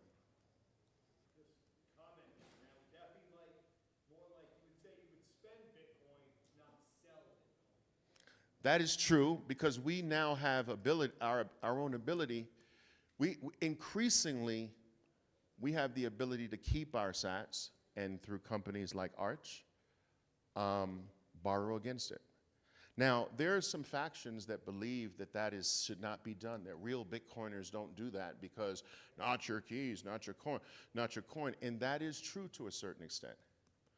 But I just believe that the truth is usually somewhere in the middle of two extremes. I have learned this throughout my life, right?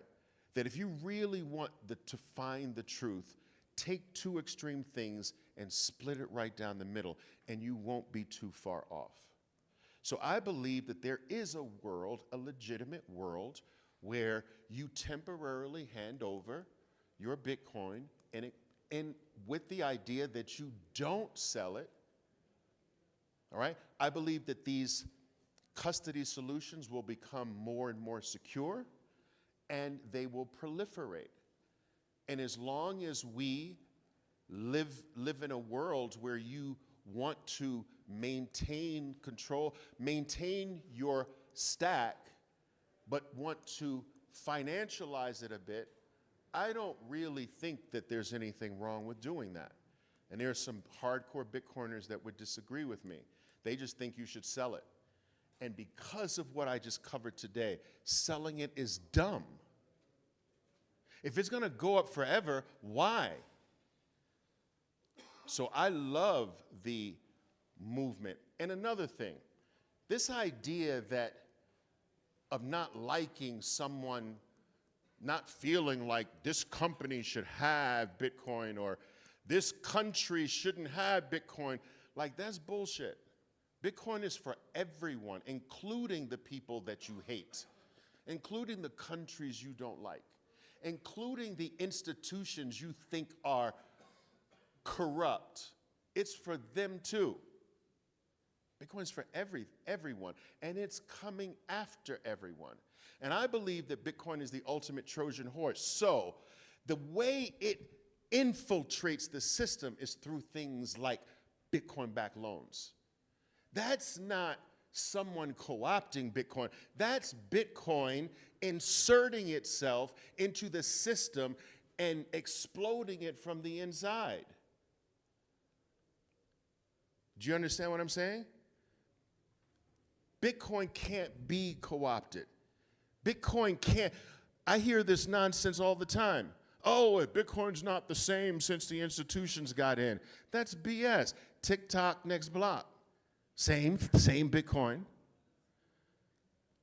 But whether you like it or not, it is going to spread to your enemies, the people you don't like, the companies you don't like, the countries that you disagree with, the dictators that you despise. It's going for it all. It's neutral. Any other questions? Yes, ma'am.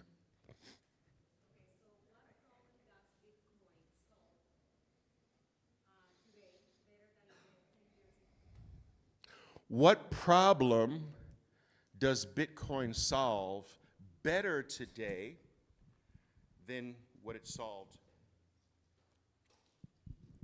10 years ago? I think it doesn't solve anything additionally. I think it just solves what it always solved more. So as an example, thank you. As an example, its heightened price has given Bitcoin greater utility in our lives by orders of magnitude. All right? Its increasing availability in the current financial world has given us enormously more capabilities with Bitcoin.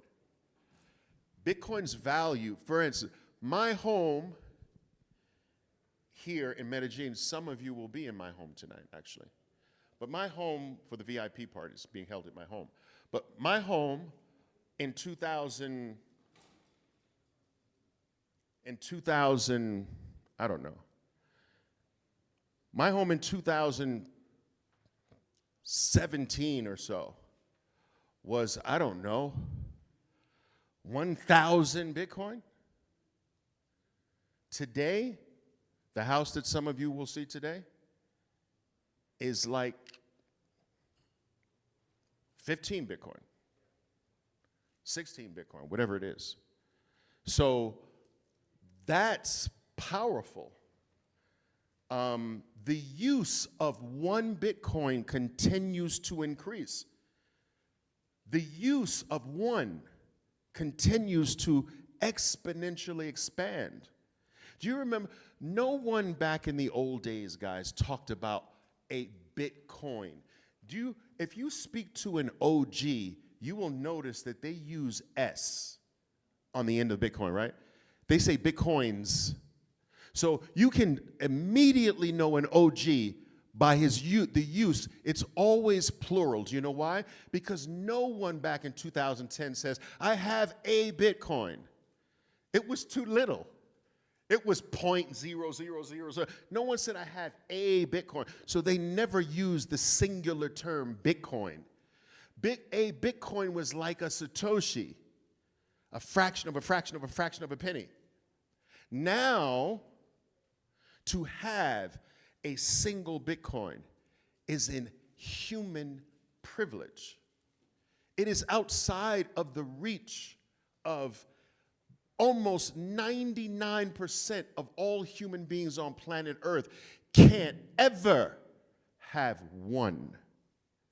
It is becoming the ultimate Veblen good. Do you know what a Veblen good is? It's a good that people get pride and extra status because they have it. For instance, Louis Vuitton luggage, that's a Veblen good.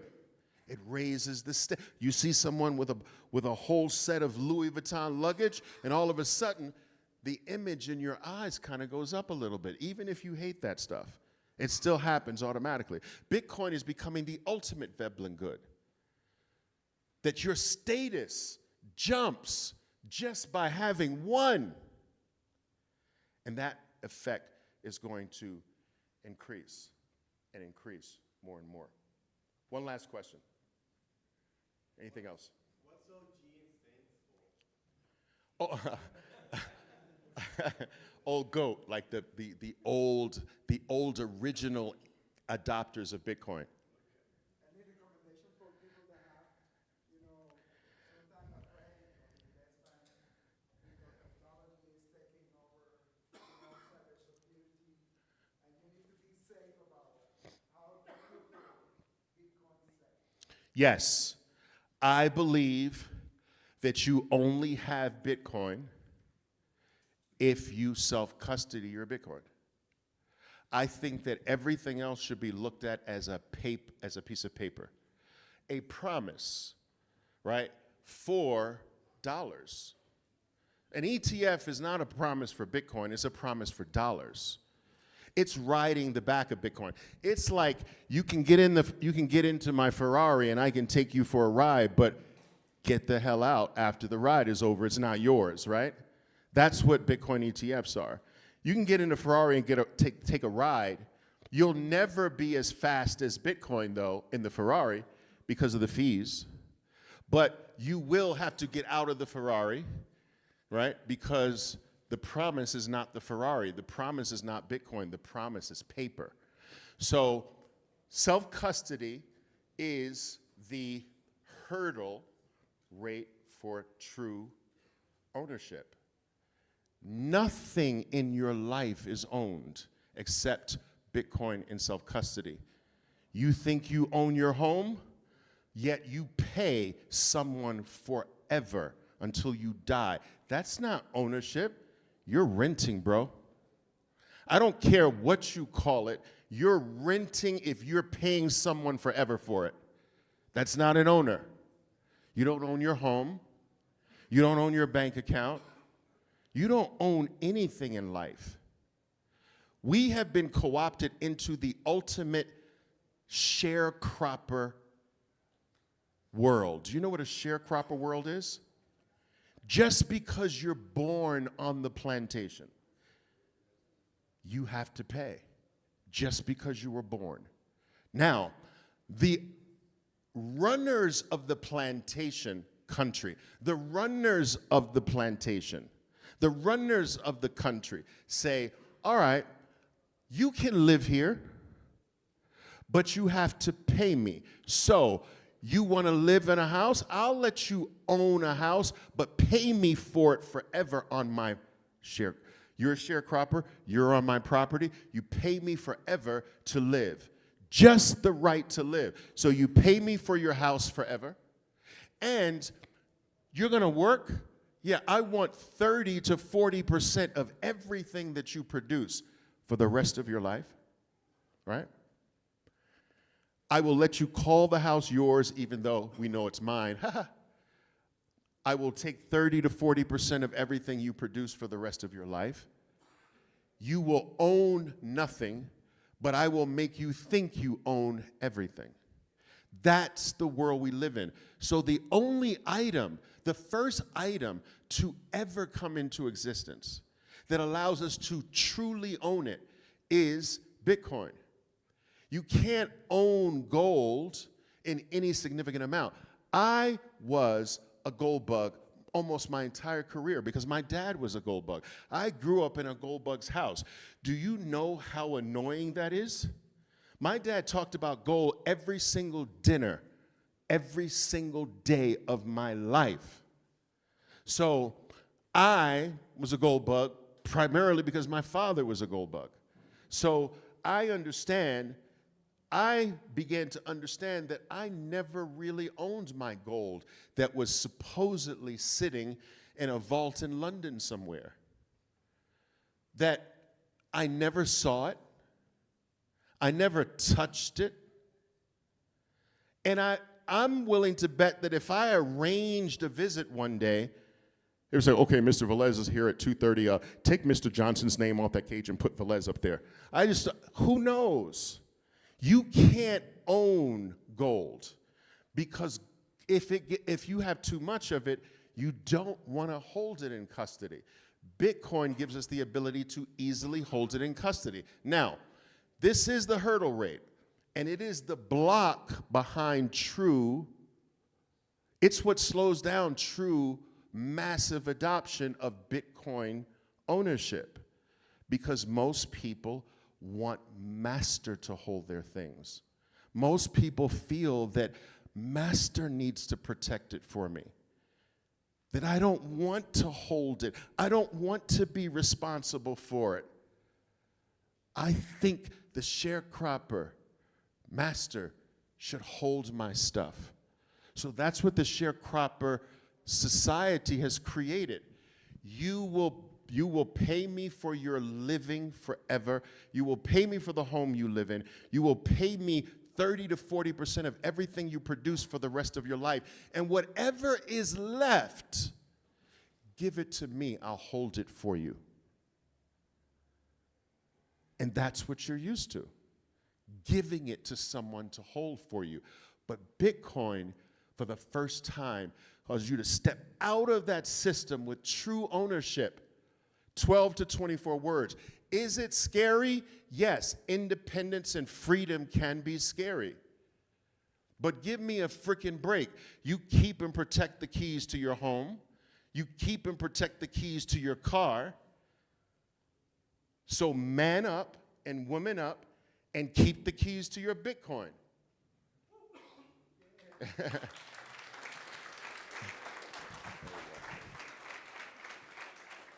Guys, thank you very much. I appreciate it. Thank you very much, and welcome, once again, welcome to Medellin. My name is Oliver Velez. I'll talk to you later.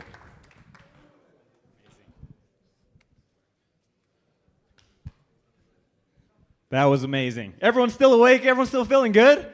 Woo! All right, we've got two Spanish options right now. We've got a panel here with 4 of our favorite people. This is going to be in Spanish. There's also a hands-on workshop just next door for people that want to learn how to do something hands-on with Bitcoin. So tenemos dos opciones en español, por acá y por al lado.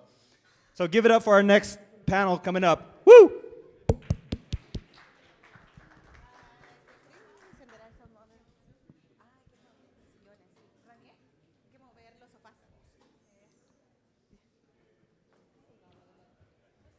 Lorena, Pedro, ella habla portugués, damos 50-50.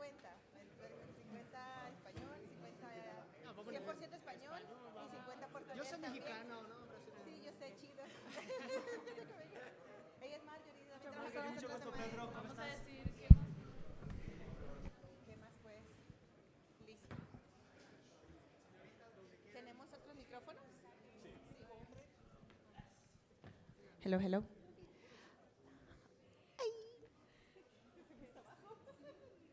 Ya vamos a tener otros micrófonos. Gracias a todos por estar aquí. Los que están afuera, si quieren escuchar un poco un panel en español, pues son bienvenidos. Listo, comenzamos. Sí. Okay.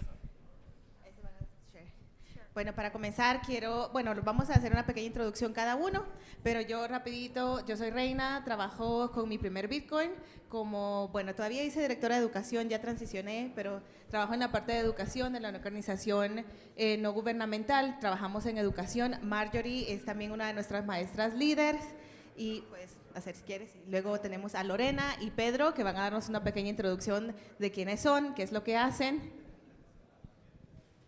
Hola, muy buenas tardes. Como dijo Reina, pues mi nombre es Marjorie Palma, estoy trabajando como maestra en mi primer Bitcoin, hoy my first Bitcoin. Ya tengo un año, ya casi voy a hacer mi aniversario, en serio.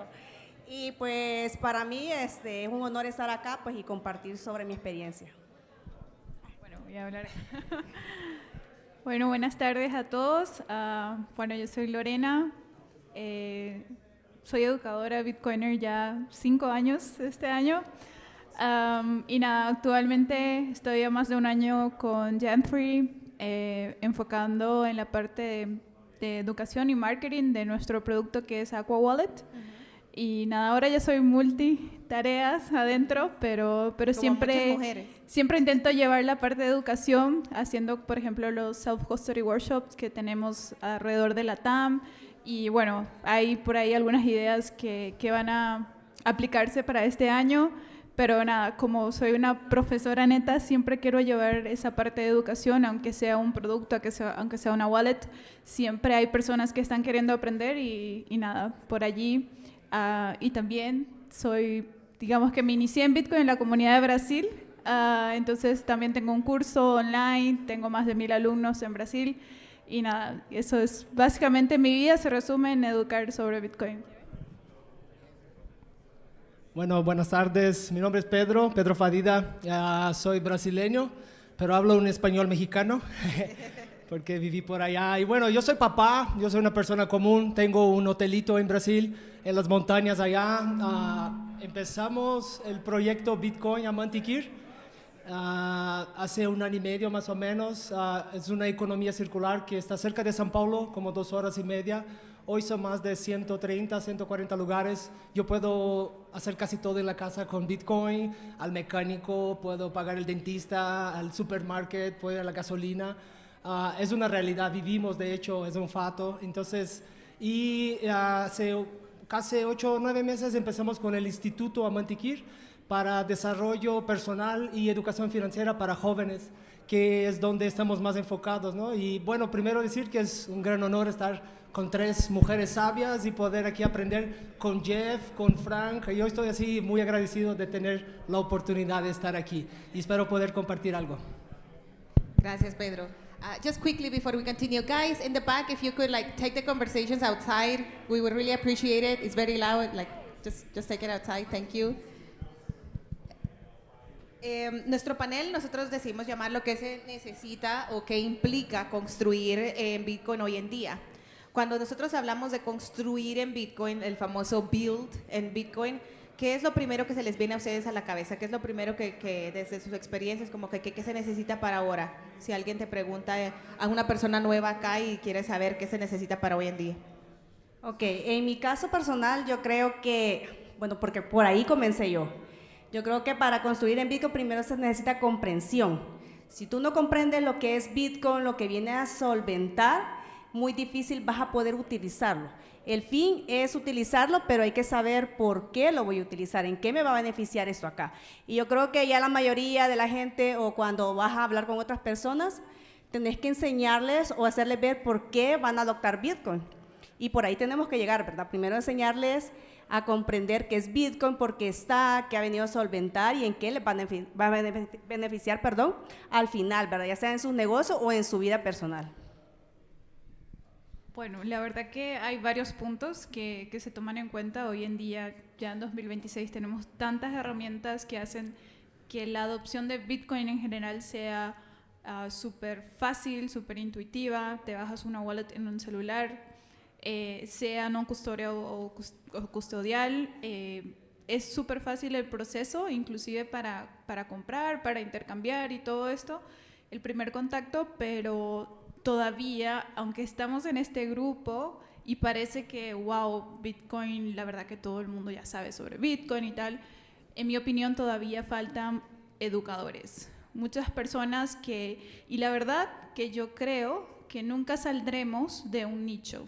Aunque Bitcoin sea moneda global, creo fuertemente que va a ser adoptado a nivel mundial y que, bueno, va a ser como el activo supremo del mundo, pero aún así va a ser un nicho porque, queriendo o no, aunque sea un protocolo, una tecnología, también está relacionada con la economía, el lado monetario, el lado financiero.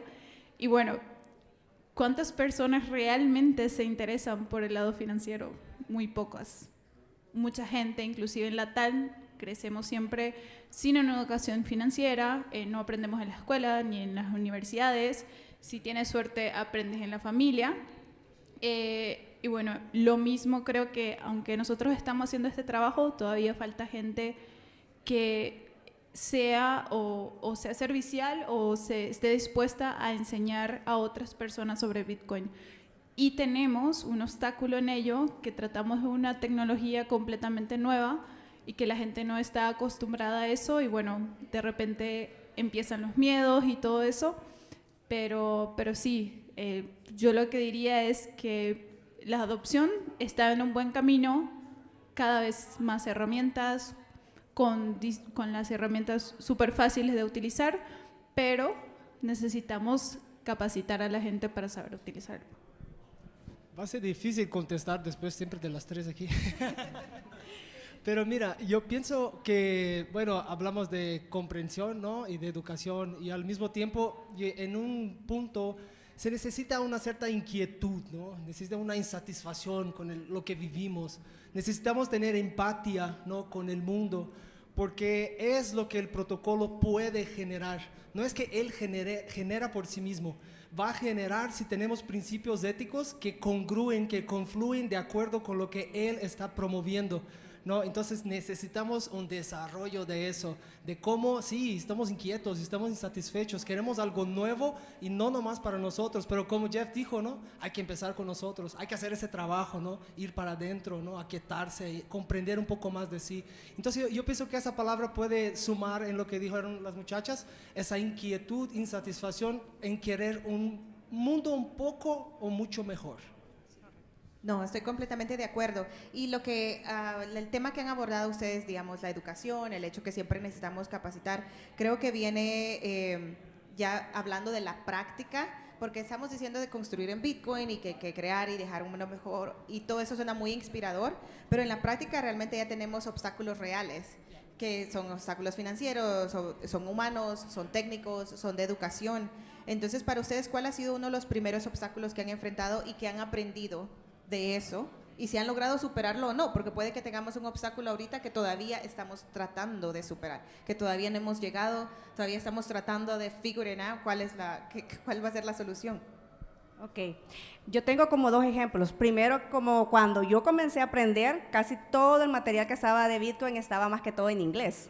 Actualmente estoy aprendiendo inglés, pero hasta ahorita, y en ese entonces era full español, entonces era como que me dificultaba un poquito aprender sobre ello. Pero con el pasar del tiempo y se fue adoptando Bitcoin, fueron saliendo como mucha más información, pero también al mismo tiempo también había desinformación. Había gente que mucho hablaba que Bitcoin aquí, que es malo, que vas a perder todo. Eso a nivel personal, pero conforme fui estudiando, poco a poco fui comprendiendo que tenía mucha ventaja, muchos beneficios a nivel personal. Eso me empoderaba a mí, y a nivel como maestra, las dificultades que he tenido, bueno, más que todo en El Salvador, que como el presidente fue quien introdujo Bitcoin ahí, la gente me decía, no, esa moneda es del presidente y me fue mal, me robaron, me estafaron. Entonces, y la mayoría de personas que tenían negocios eran personas ya como adultas y eran como ya mente bien cerrada y que de aquí no me muevo, ¿verdad? Y no me interesa. Pero también uno logra también botar esas barreras diciéndole, mire, fíjese que yo estaba igual que usted antes, pero fíjese de que yo ya lo comencé a implementar en mi vida y he comenzado a ver cambios. Es cierto, no voy a ser rica porque mucha gente piensa que utilizar Bitcoin lo va a hacer rico a uno y no es así. No, que lo que le da es libertad y una seguridad de manejar su propio dinero. Entonces eso también es como dejárselo muy en claro, pero básicamente para mí la mayor barrera es la desinformación o la mala información que se había manejado anteriormente. Bueno, a ver, como profesora, no creo que haya enfrentado una barrera como tal, porque soy una persona que solamente va a hablar de Bitcoin si la persona me pregunta. O sea, si la persona ya está buscando esa información, entonces yo le voy a dar la información. Entonces es más fácil que entienda sobre eso. Pero sí, tal vez yo diría que hay varios perfiles de educación, de educadores y también de personas que están dispuestas a aprender sobre Bitcoin. Pero diría yo que no hay como una barrera en sí, tal vez por el hecho de que es algo que no se puede ver, no se puede tocar. Entonces mucha gente como dice, pero ¿cómo puedes creer en algo que no puedes ver ni tocar? Y entonces tienes que entrar en cosas técnicas que, bueno, eso para un iniciante no hace ningún sentido. Porque cuando yo conocí Bitcoin en 2018, leí en Wikipedia que decía, es una criptografía a base de peer-to-peer y no sé qué, y eso qué diferencia hace en mi vida, no hace ninguna diferencia. Entonces, siempre cuando abordamos por la gente iniciante, el mejor camino es presentarle el problema, que es el sistema fiduciario actual, que la gente muchas veces intenta enfocarse solo en la inflación, pero eso es literal la punta del iceberg, porque el efecto de segunda orden que se causa no solo a nivel financiero, moral y todo esto, es enorme. Entonces, si entramos en estos temas complejos, tal vez de algún lado la persona entiende y hace clic como esto hace sentido, ¿no?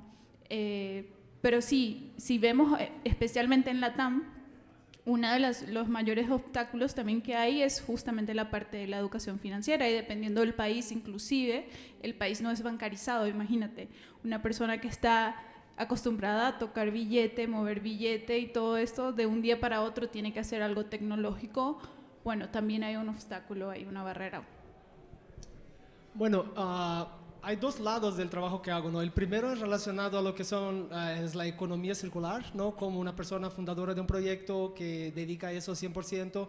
En un movimiento, el tiempo es uno de los challenges, ¿no? Desafíos. El tiempo primero de uno mismo, ¿no? ¿Por qué empezamos eso donando? Queremos dar, queremos hacer, queremos que algo, pero empieza, y de hecho hablábamos de eso, ¿no? Reina allá afuera. ¿Cómo vamos a transformar ese tiempo para que también yo pueda estar más adentro de eso, ¿no? Dedicarlo más full, ¿no?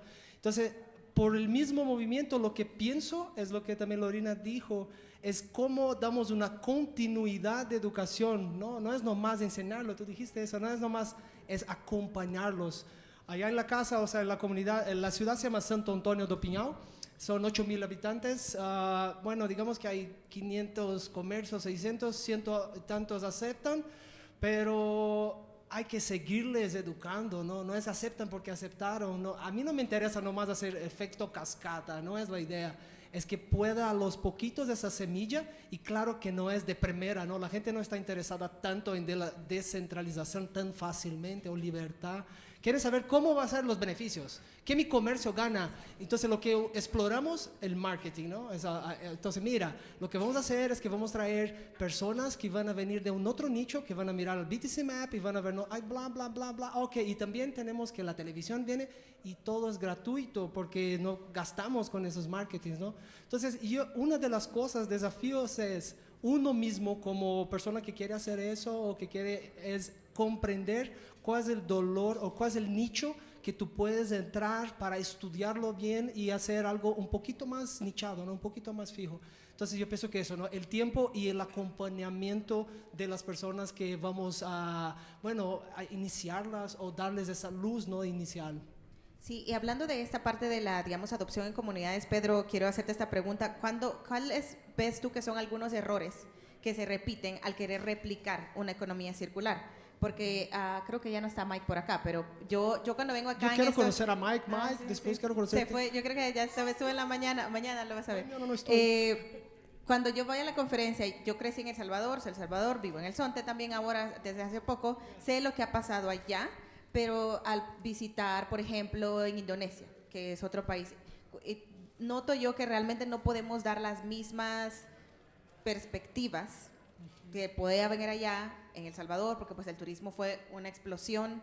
¿Y cuáles son algunos de esos errores que tú ves para aprender nosotros que se tratan de replicar desde otra comunidad que realmente no van a funcionar en otra?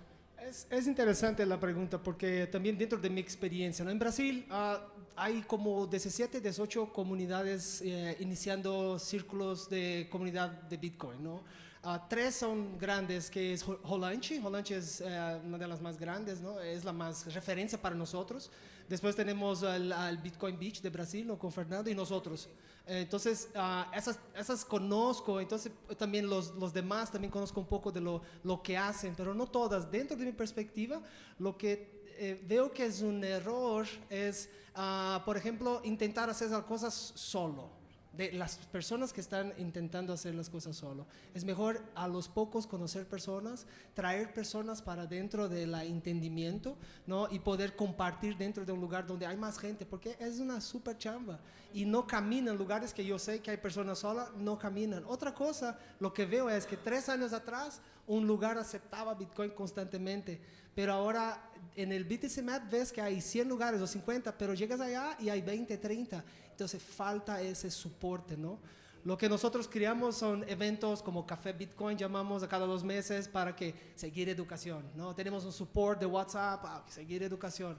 Eso es como, digo, somos nuevos, ¿no? Tenemos 1 año y medio más o menos, pero yo veo que eso, intentar dar acompañamiento real, ¿no? Y para eso se necesita un equipo, se necesita personas, entonces yo creo que por ahí. Y es como el dicho también, ¿verdad? Si quieres ir rápido, ve solo, y si quieres ir lejos, ve acompañado. Totalmente. Lore, desde tu rol, porque tú haces también mucho contenido creativo, yo te sigo obviamente en las redes, en español y en brasileño, porque estaba tratando de aprender portugués. ¿Cuál es uno de los malentendidos que sobre Bitcoin que tú sientes que te toca más a veces de las personas, ya sea en tus clases o en los comentarios, que es como una y otra vez? Ese es algo que tienes que desarmar. Yo creo que, bueno, igual mi experiencia sí en sí sería con la comunidad de Brasil, porque aunque hago contenido global, como mencionabas, en varios idiomas, igual los vídeos cortos, tal vez de repente ahí trae una información, pero no es ahí donde se analiza a profundidad eso, ¿no? Entonces, en el curso en sí, los alumnos que generalmente tienen dudas, siempre es sobre self-custody, o sea, la gente está como minándose de información porque, mira, ok, no necesitas pagar mi curso, la verdad todo lo que está en mi curso lo encuentras en internet, con miles de personas explicando, pero mucha gente se llena de información y uno dice una cosa, otro dice otra cosa, y ahí ya, bueno, pero ya se alarma porque, qué sé yo, compró una Jade y la conectó, o sea, la configuró bien, normal, pero de repente había una forma más avanzada de hacerlo, entonces se preocupan, entonces dicen mal o qué. No, o sea, siempre es paso a paso. Primero entiendes, vas jugando, vas moviendo, vas haciendo la práctica y luego vas como actualizando la parte de la autocustodia, pero lo que la mayoría hace es como que se meten un montón de información y ya de primera quieren hacer las cosas más difíciles que generalmente la acaban haciendo mal. Pero sí, siempre es la parte de autocustodia, y lo cual hace sentido porque en toda nuestra vida siempre nos acostumbramos a depender de alguien, de un banco, de nada, si pasa algo le tengo que presentar quejas a esta o a esta empresa y tal. Entonces siempre venimos con esa mentalidad de que el tercero tiene que cuidar lo que es nuestro. Entonces cuando entramos en autocustodia es bueno, da miedo al principio, pero es un paso que lleva tiempo, que lleva años inclusive. Sí. Lleva años, la verdad. Entonces, sí, entonces cuando entramos en esa parte siempre aparecen un montón de dudas y también la parte de la presión gubernamental, que bueno, esto también vino a partir de 2021, se hizo un poco más pesado en los países y de por allí también la confusión y tal, de que el gobierno va a banir Bitcoin, no, y si pasa esto y no sé qué. Son dudas genuinas, son reales, pero que bueno, siempre aparecen ahí, por allí. Y creo que también algo en lo que cuando somos principiantes tenemos que recordar es que estamos en un constante aprendizaje todo el tiempo, porque yo recuerdo cuando traté de involucrar a mis papás más en Bitcoin y que luego todavía les da miedo la autocustodia, o sea, nosotros llevamos años trabajando y es como que, no, tú tenlo. Pero dije, tú aprendiste, total. Cuando salieron los teléfonos inteligentes, ellos dijeron, ay, ¿cómo vamos a hacer? Yo solo quiero los de teclita. Y ellos son los que quieren tener la pantalla más grande. Veo al papá de Gabe, yo sé que sí es cierto. Entonces, eso es lo como que no dejarle a la gente el recuerdo de que siempre tú estás aprendiendo algo nuevo. Salió el iPod, lo aprendiste, salió el otro, lo aprendiste. Así que esto va a ser algo más. Y creo que de ahí viene la parte que es un poco relativamente más fácil, esa es mi opinión y la compartimos con Pedro, que es más fácil enseñar a chicos jóvenes. 100%. O sea, sí, porque la parte de responsabilidad y de miedo, ellos, ese concepto de que alguien más tiene mis cosas, no, para ellos hace clic. Y al mismo tiempo, ¿no? Es también lo que traía Lorena, tenemos un déficit, una falta de enseñamiento de lo que es educación financiera en la escuela. O sea, eso no existe. En Europa sí existe en algunos lugares. En Australia tengo un sobrino que vive allá, aprende emprendedorismo, pero, o sea, es un hueco que sí necesitamos más gente, pero no tenemos que esperar más gente también. Vamos haciendo los poquitos y cautivando más personas, ¿no? Inspirando más personas, porque de alguna manera fuimos inspirados por un llamado también. Queremos ayudar, queremos hacer algo diferente, ¿no? Entonces, yo pienso por ahí, ¿no? ¿Cómo podemos traer a esos niños, a esos jóvenes, algo que les llame la atención? Como te decía, ¿no? Para tratar jóvenes hay que entrar en su universo. No hacer ¿cómo le voy a dar una charla de educación financiera como doy para businessman, para un joven? No, párate, vamos a ver cómo es más lúdico, más suelto, hazle conexión. Y lo que nos falta en la humanidad es conexión. Nos falta ese approach, ¿no? Tener ese, déjame mirarte, déjame verte con respeto. Entonces yo pienso que eso, ¿no? Cómo traer, y yo veo My First Bitcoin haciendo trabajos increíbles, yo tengo también visto Plan B, y queremos ayudar, ¿no? Queremos participar y de alguna forma hacer algo nuevo. Colaborativo, correcto. Y en esta parte de la escalabilidad, creo que viene una parte bastante, pues, complicada, porque nosotros nos ha pasado en mi primer Bitcoin, y eso quería preguntarle a Marjorie, cuando nosotros tratamos de escalar ya educación, como organización y como decir, ok, queremos enseñar más, ¿cómo podemos tratar de escalar pero sin perder los valores por los que comenzamos? Porque luego también vienen pues ya los otros, que decíamos, incentivos. Y cómo podemos ayudarle, digamos, a estudiantes que también no vienen ni de ese background, pero queremos llegar a más personas. Ok, primero creo que desde el principio, bueno, en todos los diplomados que he hecho, la organización desde un inicio yo soy muy clara con ellos, les explico cuál es como la misión y la visión de la organización, que primero no especulamos con Bitcoin, sino que nosotros queremos dejar la semilla de que ellos vayan siendo libres financieramente, que puedan ir ahorrando, que eso lo van a hacer a largo plazo, y pues siempre vamos diciéndole, bueno, si usted quiere pues especular, pues ya sea muy de usted, pero yo dejo mi semilla ahí, ¿verdad? Para que ellos vean que al final, con esa educación que nosotros les brindamos, ellos pueden llegar a jubilarse más joven, no estar esperando el sistema tradicional que llega a los 65 y esos pobres ancianos todavía siguen trabajando porque ni con la jubilación les alcanza. Entonces yo les hago ver eso y les digo yo, imagínense, de aquí yo me quiero jubilar a, qué sé yo, los 60 años. Voy a querer que me lleve un enfermero joven, guapo, porque ya no voy a poder caminar y necesito pagar para que me lleven al seguro o a, qué sé yo, a la clínica. Pero ¿cómo lo voy a hacer ahorrando en el sistema tradicional que hay? Es mentira, esos $300 que yo tengo ahorita, que yo voy a poder comprar X cosas, cuando yo llegue a esa edad, no voy a comprar pero ni la mitad.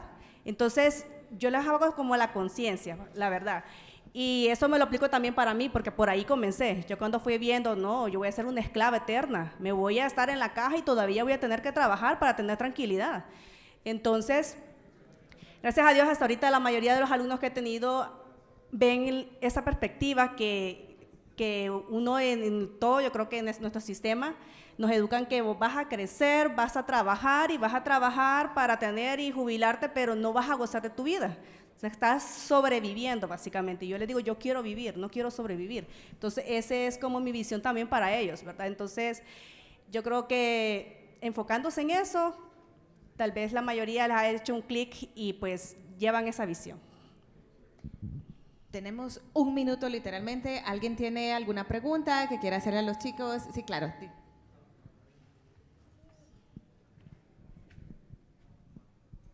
Muchas gracias. Hola, profe Marjorie.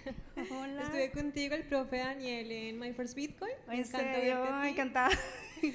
Bueno, pues nosotros llevamos adelantando un proceso de educación de Bitcoin en Colombia, principalmente trabajando con comunidades indígenas, comunidades negras.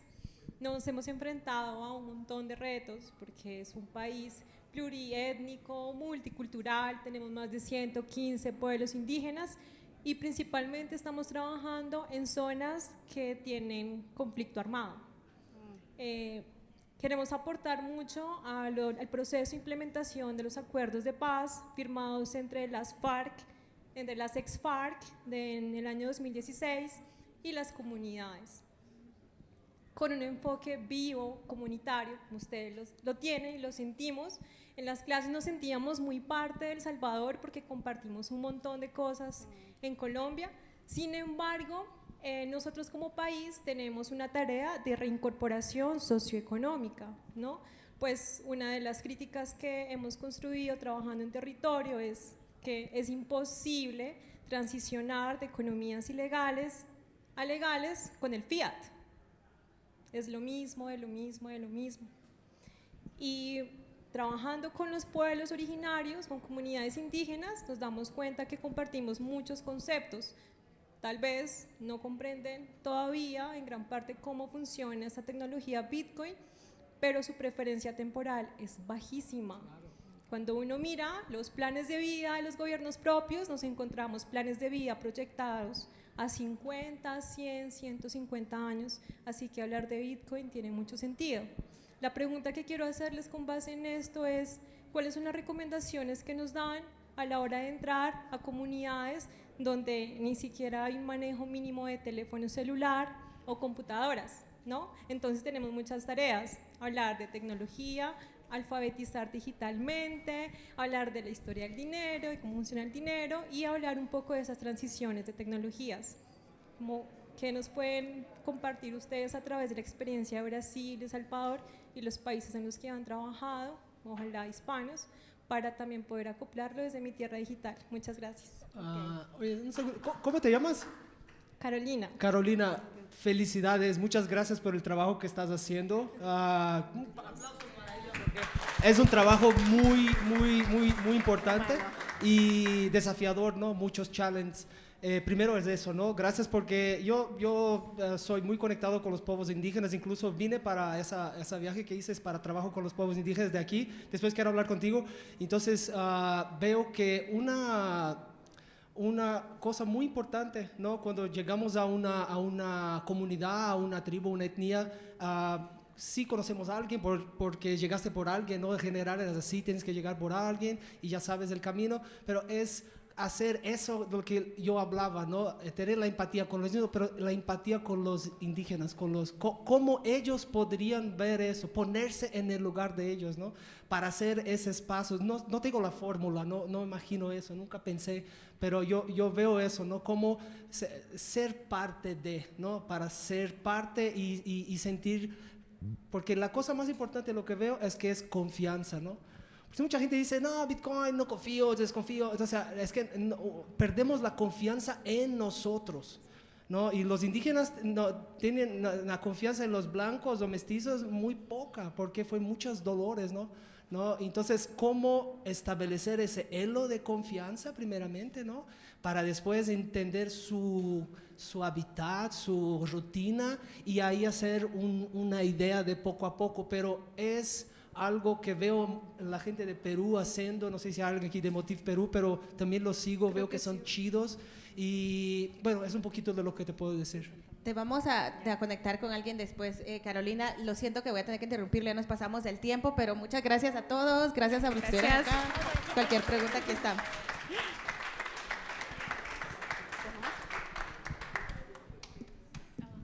Gracias a los panelistas.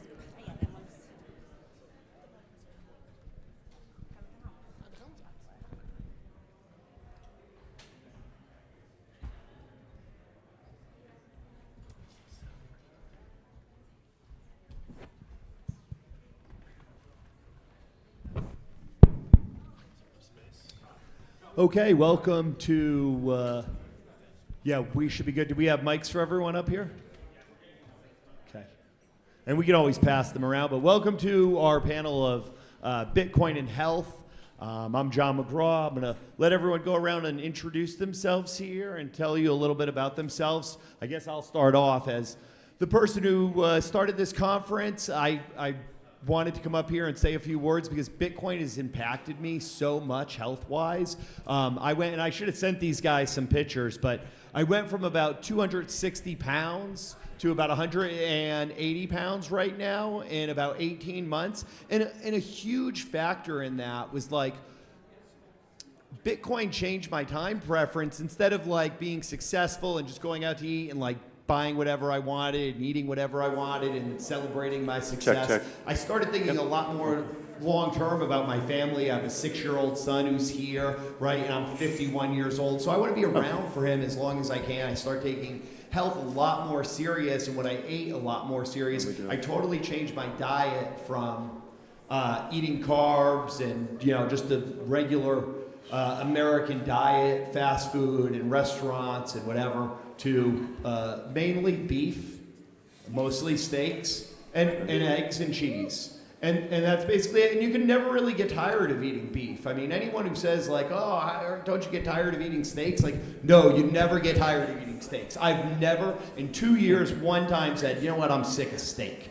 That just doesn't happen. So I really felt like it was important for me to come up here and share my story a little bit with you guys, but also, obviously, I want these guys to go around and introduce themselves and, you know, talk a little bit about how Bitcoin has affected health for them. So, Tom, you want to start off? Yeah, sure, thanks.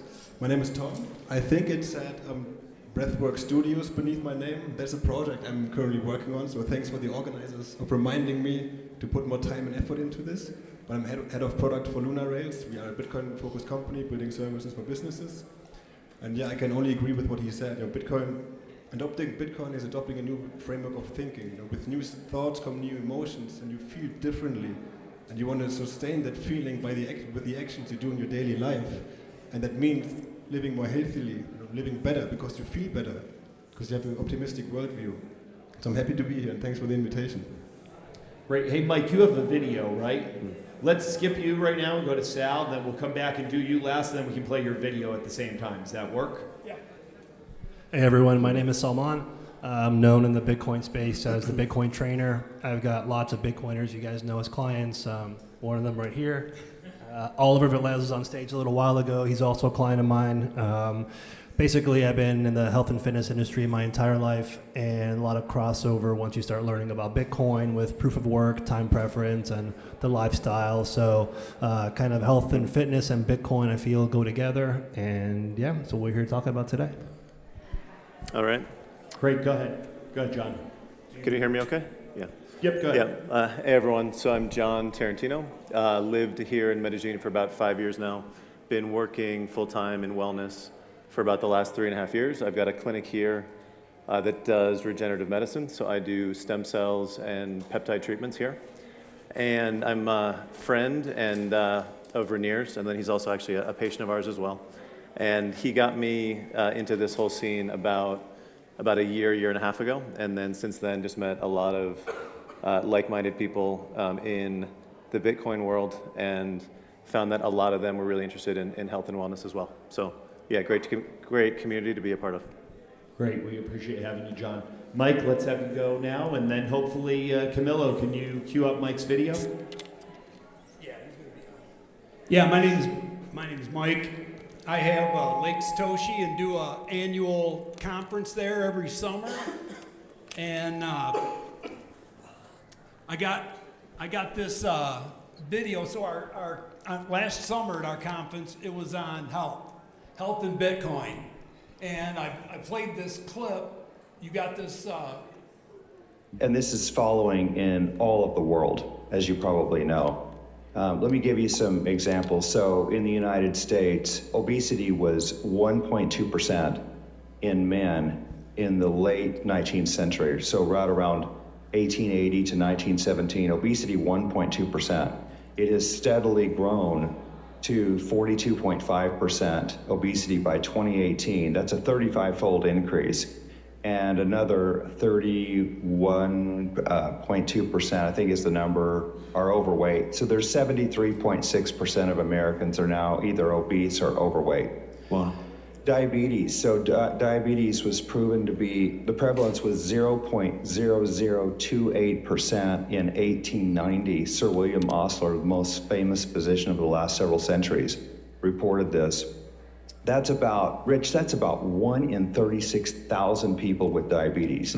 So out of 63 million Americans in 1890, there was about 1,750 roughly that had diabetes. In 2023, that number has grown to 15.8%, and I think it's 38 million or so people. So we went from 1 in 36,000 people having diabetes in 1890 to whatever this is, 130 some years later, to 1 in about 7 or so, whatever 15.8% would be. So that's obesity and diabetes. Cancer deaths. So in the year 1811, cancer took the lives of 1 in 188 Americans. It's about 0.5%. That grew to 1 in 17 by 1900, all the way to 1 in 3 by 2010. That's a 62-fold increase in cancer deaths. Coronary heart disease deaths were virtually unknown in the 19th century. The first documented heart attack and coronary heart disease death was in 1912. And there was only about 300 coronary heart disease deaths in 1922. It grew to an astounding 600 and some thousand in 1972 is when it peaked, and then it's come back down, and we're still down at 340 some thousand, I believe is the number, of coronary heart disease deaths in 2022. So we're up tens of thousands, if not millions of percent, depending on what numbers you want to really look at. So the point here is he's talking about seed oils, vegetable oils. As that increased over the last 100 years, obesity, diabetes, cancer, all these incidents went from almost nothing to the parabolic numbers. It looks like a Bitcoin price chart, right? Going way up. But, and it's processed food, processed flour, processed sugar, seed oils. Those three things that you got to stay away from. And so that was a theme of our conference last year, and I thought it'd be a good topic to kick off right here, because if you don't have your health, you're not going to enjoy your Bitcoin. And I've been a Bitcoin advocate for over 10 years, and like a year and a half ago, I kind of got on this, and I was telling people, look, I got something that's more important than Bitcoin, and everybody that knows me is like, there's no possible way there's anything more important than Bitcoin to you. I said, yeah, your health, because if you don't have that, you don't really have anything. And, we know they lied to us about the money, but I really had no idea how much they lied to us about the food. And, where does it come from? It comes from fiat-funded corruption, bribing FDA panels, the flipping back and forth between FDA panels and Pfizer and Moderna and all these entities, right?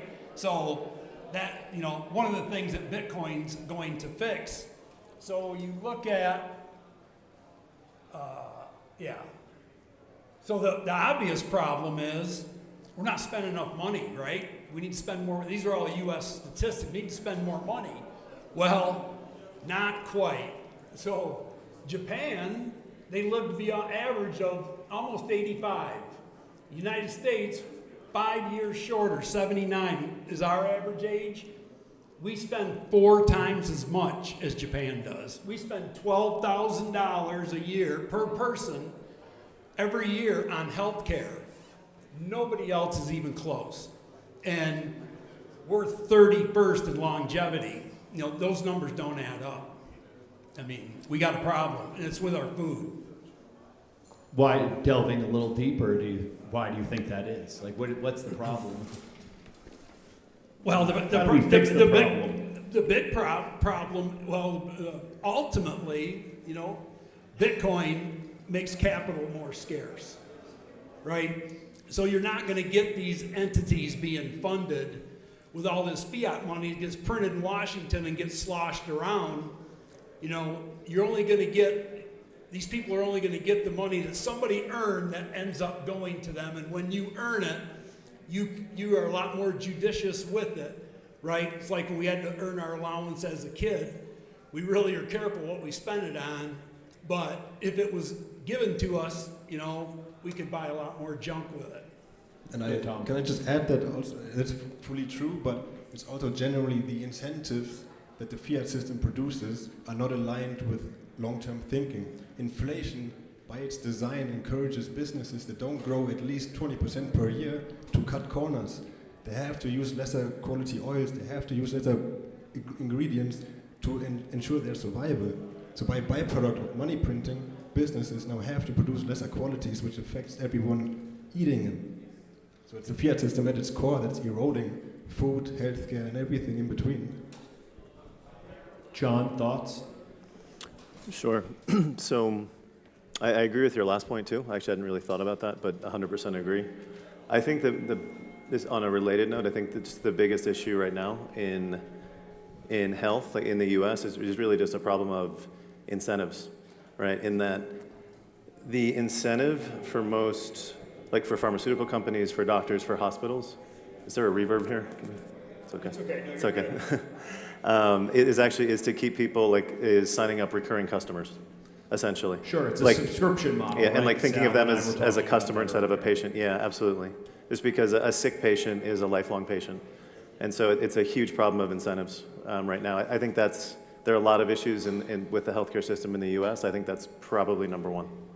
Yeah. Yeah, we keep calling it the healthcare system. It's more the sick care system. You know, all those numbers that Mike showed you guys, that's all what happens once people actually get sick. But healthcare starts on a personal level at home, the decisions you make, the ingredients you put in your body, the kind of light that you surround yourself with, the food you eat, the amount of activity you do, and basically your general life decisions is what decides, you know, how sick or healthy you are. If you get to this point where you actually need the sick care system, you know, it's kind of already too late. You have, you know, really neglected some of the personal responsibility that we all should have, you know, for ourselves. And then we're basically putting our lives in the hands of doctors who have misaligned incentives and food companies who also have misaligned incentives. And it all creates this big mess that we have right now, unfortunately. I do want to just push back on one thing you said, though. I don't think, like, even if you end up at the hospital or even if you end up at the doctor and you're on 4 or 5 drugs per month for like blood pressure and statins and all these other things, like, it's not too late, though. It's not too late. I'm 51 years old, all right? I fixed this at 49 years old. It took me to 49 being a fat ass to fix it, all right? And I just fixed it by food. I stopped all the drugs. I never went to the doctor and said, like, can you take me off this shit? I just stopped taking it, all right? Because, like, just change the food. Stop eating all the processed foods, the sugars, like, all that stuff. If all you eat is one ingredient products, if everything is just one ingredient, right, natural product, you're going to lose weight like crazy. And then you're not going to need any of the drugs anymore. So, and again, why I wanted to come up here was this really important to me because I did it. So I know I can share that with you, like, with confidence that you can do it too if it's something you really want to do. Yeah. That was a layup for you, John. What's that? That was a layup for you.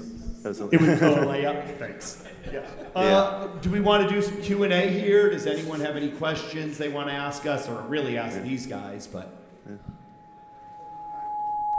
very good. Okay. Hi, my name is Jorge. So I really like this topic. I'm a doctor, by the way. But, We won't hold it against you. no, I like it, right? Don't get me wrong, but I work here. I'm Colombian, okay, but I live in Canada. So now that you went to go through process, okay, and you are wellness and everything, what do you think about mental health issues, right? What do you think about how that works with you? You were in a process that was really hard for you, right? How is, having diabetes or anything different like a cardiovascular disease, how have impacted in your life? But now mental health is coming up. Yeah. I think that's where Bitcoin plays a big role as well. Because earlier, also today, many talked about the psychological effects of inflation and anxiety about financials. Once you adopt Bitcoin and all these base levels of stress disappear, suddenly your body is out of this constant survival mode, and you now have a platform where you can stably think about how can I improve my health without having to worry about everything you keep working on eroding constantly. The fiat state of being, the fiat state of mind is an altered state of consciousness. That's not how we are living normally. We can endure stress for a period, but we are not designed to endure stress forever. And the fiat system induces a constant base layer of stress. And once you get rid of that, by changing your money to gold or even better to Bitcoin, that falls away. And now suddenly you think differently, you feel differently, and you intuitively better know what decisions strengthen your life and what not. So it's absolutely correct that mental health, after you fix all the external influences, now you need to fix the internal, and Bitcoin plays a big role in that. Yeah. Yeah, there's very little we know about the brain and the way the human body works. As much as we've studied it over the years, we know very little. And my lived life experiences and people, the hundreds of clients I've trained over the years, I feel like the framing you have in your head matters a lot. So how much humility you have, how much gratitude you have, approaching the life in a way of not I have to do this, but I get to do this. Those type of framings in your head, really kind of adjust the way that you see the world, the way that you feel that the world, instead of is attacking you, you get to attack the world. And I'm not a psychologist. I've just seen that, just shifting your mental framework, little things like just being humble and grateful for just the opportunity to be able to fix whatever it is that's wrong with you. I think that's a good starting point for everyone. Yeah. John? Yeah, I would just add that, so I think mental health is incredibly important, but I really think of it as there's only one system, right? So like mental health, physical health, it's all one system. Everything affects everything else, right? So to the effect that, to the degree to which your mental health is off, that will very likely have physiological effects. However, I disagree with a lot of the traditional treatments for mental health. I think that actually they work in exactly the wrong way. In that instead of addressing the root cause, like if someone is anxious or depressed, et cetera, it should be about going into the root cause of why that is, as opposed to trying to mask a symptom. I actually think that symptom is actually meant to be the medicine, in my opinion. So, yeah, incredibly important, just in general, very poorly handled by the medical world, I think. Well, the brain is another organ, right? And it's like 1 to 2% of your body weight, but it takes 20% of your energy to run it. You need to get it good nutrition. One of the charts that was not on that little video is Alzheimer's has increased right along with all this processed food and seed oils. It was almost non-existent 100, 150 years ago. And statins. And yeah, I mean, that's a huge revenue producer there for the pharmaceutical The number industry. one. Yeah.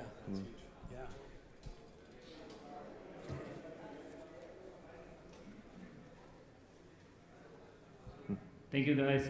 So I just knew I had to ask something because, so much knowledge and wisdom here.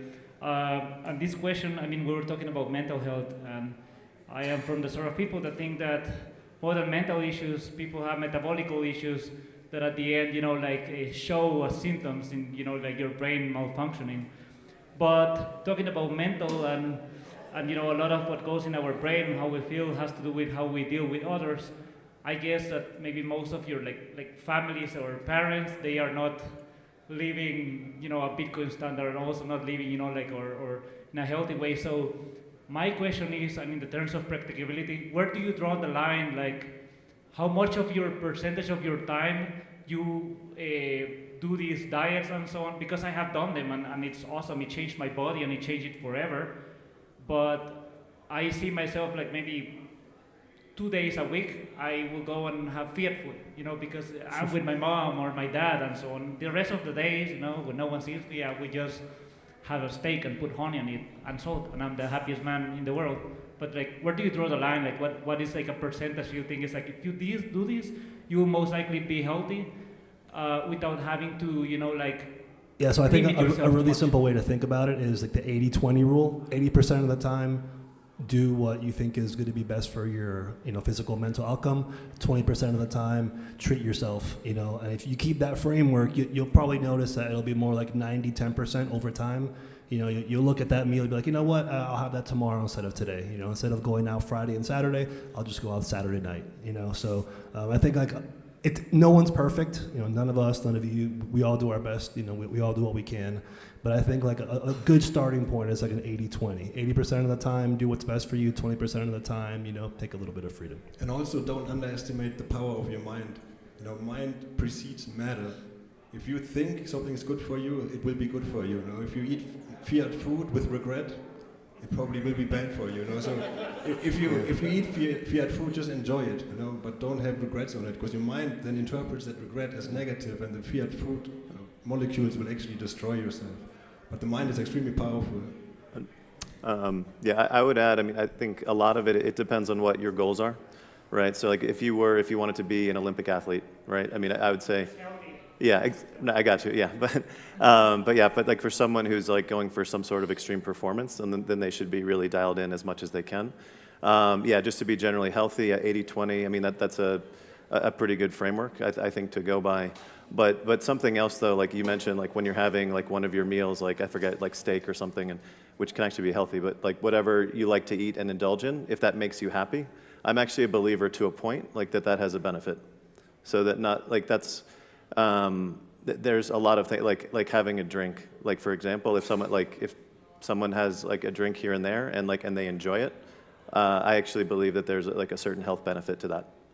Yeah. So and I think not enough people pay attention to that. Great, and I'll just tell you personally from my experience, like, I'm like 95% committed, but I still have to, like, I still want to live. Like at Christmas, I was around my family, or Thanksgiving, and I still made like traditional Thanksgiving food. I personally cooked it, so I'm like, I'm gonna eat it, right? So, I mean, you still have to live, but like, I think like what Sal was saying, like 80-20 is a good rule, but then if you start doing that, you really get to like 90-10 just on your own, because you just don't want to anymore. It's like, I just don't want to take any sugar anymore, so. Yes, sir.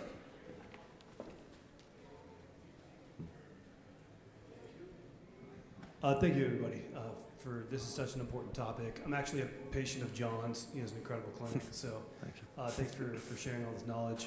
So my question really comes down to where you guys each see the intersection between Bitcoin and health. You know, like I'm outside for a majority of my health reasons outside of the traditional medical system. You know, I go directly to the naturopaths, I go directly to my doctors. I have the freedom to be able to choose the trainers I have, the nutritionists I have, to kind of like develop that around me, right? And so if I can then pull away, let's say, from the fiat guided, et cetera, how then do you imagine the future of Bitcoin and health being together in terms of a technology, a service? I'd love to pay my insurance in Bitcoin, right? I'd love to be able to pay for my doctors in Bitcoin. But do you guys have any ideas of maybe something that's currently going on in terms of technology that's emerging these things too? Or do you have any ideas of where you would like to see each individual segment of where you guys work involving Bitcoin? For me, I think one of the things Bitcoin teaches us, one of the really important things is time preference, and long and short term time preference, and that comes with discipline. So, you know, you're sacrificing for today to have a better tomorrow. You know, it's something that we all have a hard time with. You know, over the years, it seems to our time preference has gotten shorter and shorter and shorter. Bitcoin, when you really get into Bitcoin, it starts teaching you time. I mean, when you hold you got to hold Bitcoin, right, to really appreciate it over time and for it to work for you. You know, and you see that in the market now. You get people that, you know, you told me to buy Bitcoin a year ago and I should be retired by now. I'm like, I didn't tell you that. Like I told you not to buy any unless you're going to hold it for at least 5 years. Like, give it time to work for you, but that takes discipline. And eating healthy, get it away from processed foods, that takes discipline. Sugar is addicting. It's hard to get away from, but the longer you get away from it, the more you get away from it, the easier it gets. And like for me on cheating, I kind of had a thing in my mind that when I first started on it and cheated more, I think that cheating by 20% cost you 50% of your weight loss. Like, you pay a price for cheating. Pretty good. You want to try to get as far away from it as you possibly can. That takes discipline. Time preference takes discipline. Hanging on, accumulating your Bitcoin, stacking those sats over time. It takes discipline to not sell that. They go hand in hand. It's a lifestyle. There's two things I'm going to say real quick. One is, sorry, Bitcoin teaches us self-sovereignty, and the more self-sovereign you are, the more responsibility you take over your body, over your mind. So those two work hand in hand. And based on the future, there's a company called Crowd Health. I'm not sure if you're aware of who Crowd Health is. They accept Bitcoin for health insurance, and it's actually a much cheaper rate than in traditional health insurance. All the members that are involved in Crowd Health, they fund whatever incident you have to have. So you'll pay your out-of-pocket expenses for your visit, your general stuff. But if you have like a surgery, then the whole crowd funds your surgery. And month to month, you have a standard rate you pay. And sometimes if they haven't used all the funds, you actually get Bitcoin back. So your rate can go down month to month depending on the service. But yeah, so sorry for interrupting, but that's two things I wanted to say. I wanted to say something very similar. Bitcoin, you mentioned it acts somewhat as a guide for us, because to really use Bitcoin, it teaches you have to get rid of all these fiat habits, short-term thinking, zero-sum game, etc. So it purifies your own view of the world, and I like to believe that over the long run, it will also purify the incentives of the healthcare industry, and we'll go away from this recurring patient model where an individual is treated as a recurrent consumer, and we go to something like what John is doing with his clinic, a one-and-done treatment. But you have a problem, you go once to a healthcare clinic, and because the incentives are so pure, it's a one-and-done treatment. You go in there, you walk out, and you're healed. They don't try to keep you in the loop, right? They have the best interest in your mind, because now the incentives on the Bitcoin standard are purified. But that's obviously very future-oriented thinking.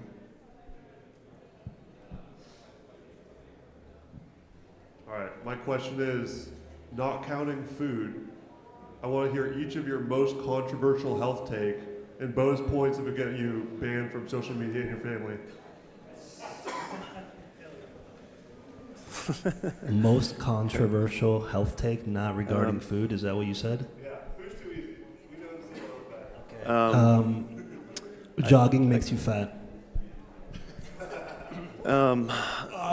Whether drinking is actually good for you, right? You can have one drink a day, you can have, maybe 2 drinks a day, or actually there's a study we found over here that says maybe you drink 12 beers a day, and then nothing wrong with that. You're actually better off in the long run.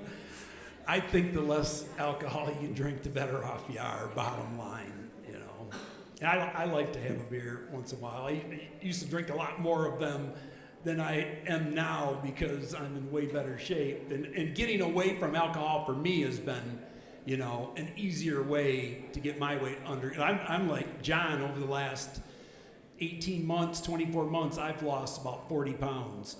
And it started from just getting away from processed, not dieting. I'm eating what what I want, but I'm eating high protein, and I'm getting away from processed foods, processed flour, processed sugar, seed oils. Get away from those things. It's amazing. You can eat however much you want until you're full, but you know, if you look at your stomach as a gas tank, and I need to fill that up to get through the day, I need to fill it up to get through 24 hours. Well, if you put in 80% garbage and 20% nutrition, you got to fill it up 4 more times to get through that day.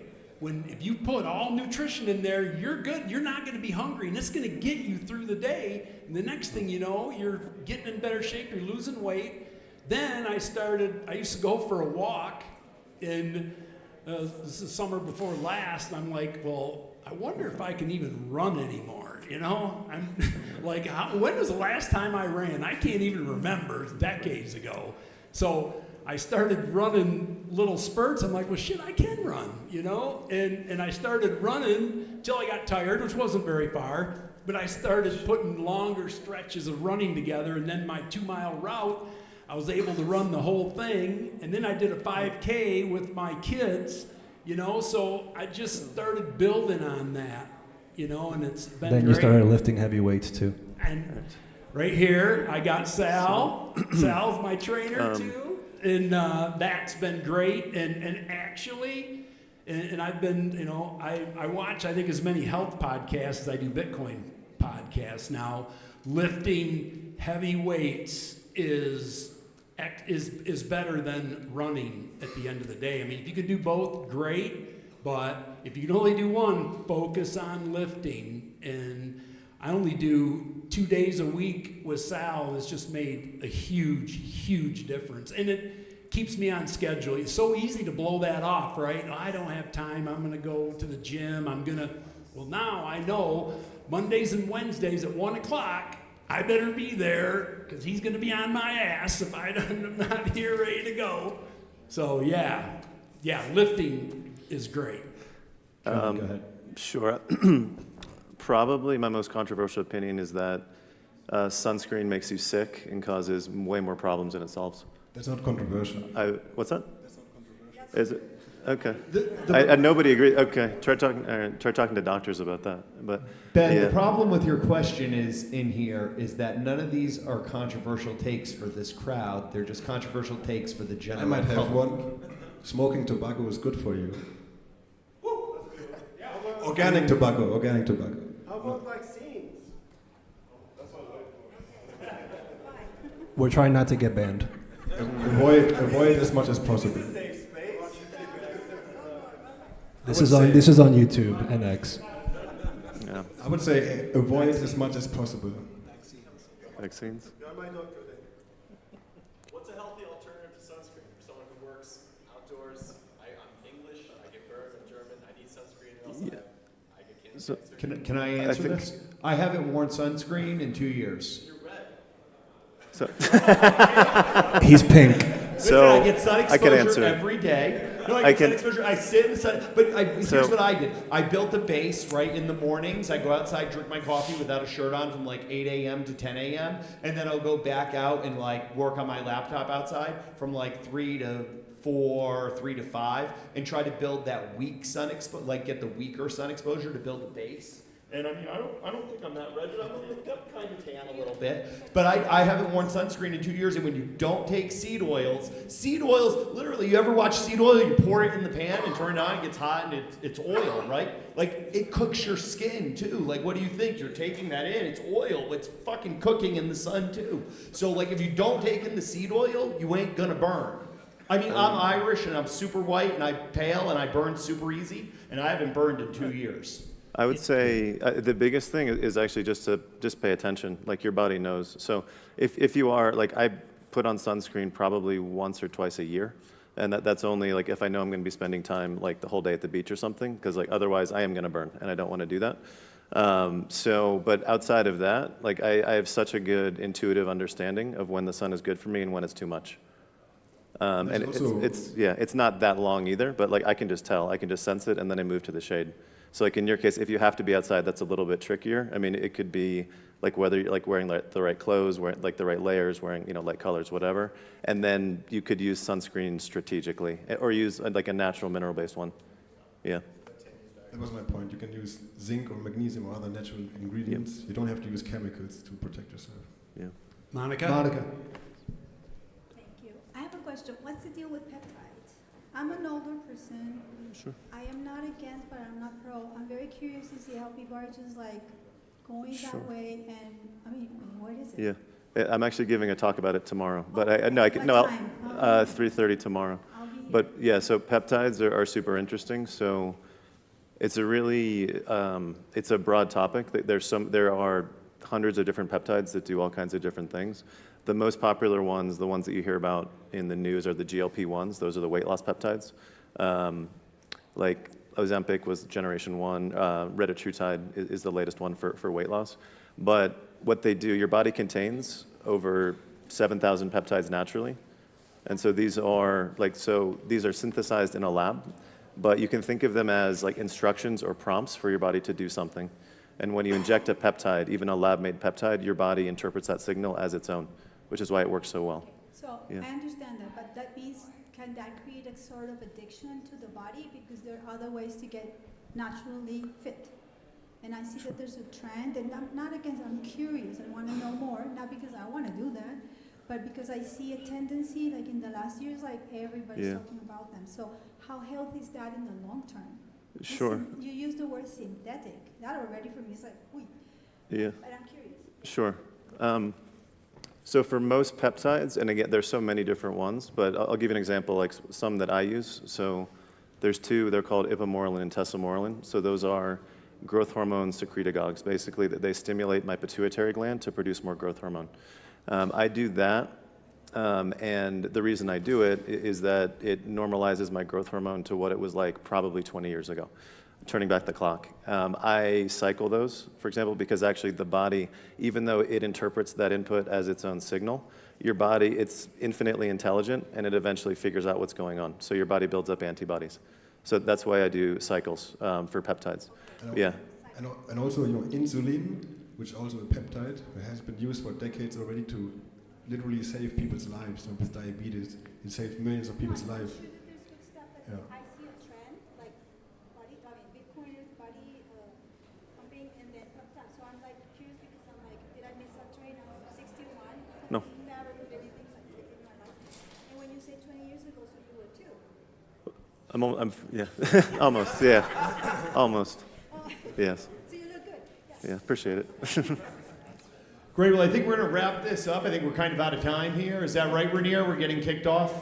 All right. Well, thank you so much. We'll be around. You can come talk to us at any point. I'm sure all of these guys are open to have a conversation with anyone here, so just come see us. And John has a presentation on just peptides and stem cells tomorrow. Mm-hmm. And anything else you guys want to add before we I was just going to say, if you guys have any questions about programming, training, health and fitness, English, hablo español también. Entonces, English or Spanish, you see me, come up to me, don't feel bad. I'm here to help everyone here. Thank you.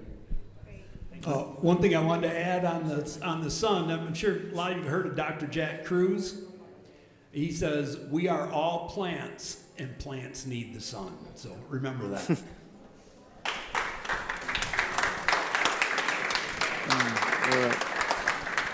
All right.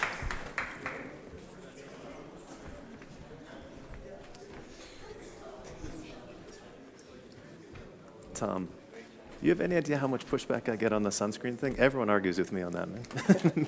Maybe not. Yeah, good. Where's this attached?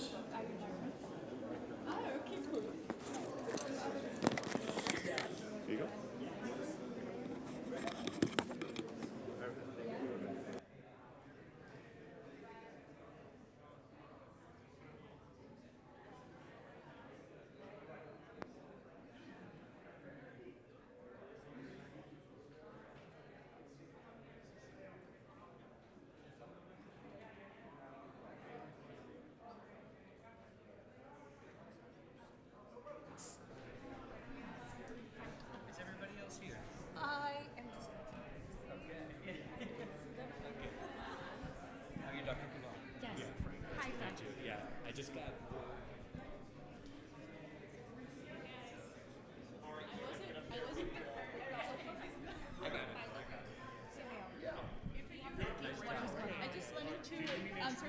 we have Lorena and then Kyle. No, what he's gonna ask. So we are in the same boat. Don't worry. Yeah, we're good. Yeah, we're good. Yeah, all We are good. both team glasses. That's it. Let's go. So let's go with the flow. I think we're just waiting on Kyle. Oh, you're working with Dushan. Yeah. Are you going to Condi too? Right now he is in Rotan for Bitcoin Educators Academy. Then he'll be doing it in El Salvador. Yes. But after the just after the conference, February 2nd. okay. I won't be there, but you leave in February 4th, so on Sunday. So pretty quick trip. We got it. Cool. Okay, let's go. There are two microphones over there. After you guys, wherever you're comfortable. All right, everybody. We got one more. That's it. We're almost there. Little round of applause. Let's get the blood flowing a little bit. That's it. Many thanks to all of you for your attention today. It's been a very fun day, extremely informative day. And we're going to have some fun here, me especially, since I found out I was moderating this a half hour ago, so we're really going to make the best of this. Now, just joking. I love this topic, so I'm excited to talk about it. My name is Frank Corva, joined to my right by Lorena Almada and Kyle over there, as well as Dr. Khushbu Kular. Let's actually just start by maybe giving a little bit of an overview of the work that you do and maybe how that pertains to the topic. I'll start over here. Okay, so I'm Lorena. I'm from Paraguay. This is my first time in Colombia. I'm considering myself an educator, Bitcoin educator, and I work on Bitcoin like 5 years ago. I started my journey in Bitcoin, and now I'm working with the Bitcoin company called Gentry. And one of the main products or Gentry is Aqua Wallet, where I focus on education and those stuff. And I think this is so permanent. So I'd like to hear more about that education, but we're going to come back to you. Yes, Sure. Dr. Kular. Hi everyone, I'm Khushbu Kular. I'm based out of Singapore and I work for two companies. In fact, I work for Lightning Ventures, which invest in Bitcoin companies, and I also work for Amity Age. So most of you know Dushan, he's the founder. And Amity Age is into education. We run Bitcoin Educators Academy. It's like Train the Trainers program, and right now they are doing it in Rotan on 20th January, and the next one would be on February 2nd in El Salvador. And also we are into mining. We have mining sites in Ethiopia, and now we have just expanded to Norway as well. And we launched a mining pool, it's called our pool, last year during BTC Prague, and right now we're doing quite well. We have like 700 petahash at the moment. And we have another vertical, which is Amity Age Financial Services, and I'm the head of financial services. I look after Bitcoin-backed loans, OTC desk, and we offer Bitcoin-backed loans at 6%. Yes, you heard that right. So we are just trying to challenge the market here. Let's go. It's a pristine asset, so why double digit interest rate? So yeah, that's about me. It's available for everyone. This guy. Let's connect after You this. might be able to speak with her afterwards. Yeah. We're going to come back. I have a lot of questions there. You have a lot going on. I don't know if we're going to have, we might need all night to go through all that, but I appreciate all that you guys are working on. Very cool. And then Kyle, maybe just a quick intro. Yeah, it's an honor to be up here with all three of you guys. I hold a camera, make videos. I've been going to Bitcoin conferences, just trying to add value to the community, and have just been moving more of my time and energy into Bitcoins. Led me to make a documentary film in Bulgaria, and I also host a podcast. So Super, super cool. And yeah, my background too, I'm going to probably do this a little bit more as like a four-way fireside chat for Forbes in particular and for Bitcoin Magazine. I tried to cover Bitcoin adoption around the world, especially in the circular economies, especially in places where people don't have access to traditional financial services. So absolutely a pleasure to be a part of this panel. I want to come back to you, Dr. Kular, to start, if you don't mind. Sure. I'm always fascinated with education and education practices, and you're doing this training the trainers, as you put it. I find this to be the Bitcoin educators, some of the most underappreciated human beings on planet Earth today, because money is such a sensitive topic to people. This isn't just like, here's how Aqua Wallet works, right? Yep. This is, we're talking about a global shift in money, Jeff, I joke with Jeff. He has a really good way of saying, like, the old system's going to die and this new system is going to take over, and yet people don't panic. But that's essentially what we're teaching people, that there's this new system, and there's a lot of implications to this new system. Money is a sensitive topic. How much does this factor into the teacher training? I mean, totally. I mean, because like our foundation as a human being is based on the kind of teachers, professors we met, during the life, and same goes with the Bitcoin educators. They always have it in them, but we just, as a Bitcoin Educator Academy, try to, give it a more structured way how you can, be like come into the market and be more do it in more formal way. So, and our target also, apart from an educator perspective, I mean, from a trainer perspective for train-the-trainers program, it's to teach 100 million people around the globe. And now we are focusing on developing nations like India. We did a Bitcoin Educators Academy this year for the first time, I mean, in 2025 in India. It was a great experience over there, because from a regulatory standpoint, from a compliance standpoint, also different geographies have different, challenges. And also, people want to learn, but they just, don't know the channels.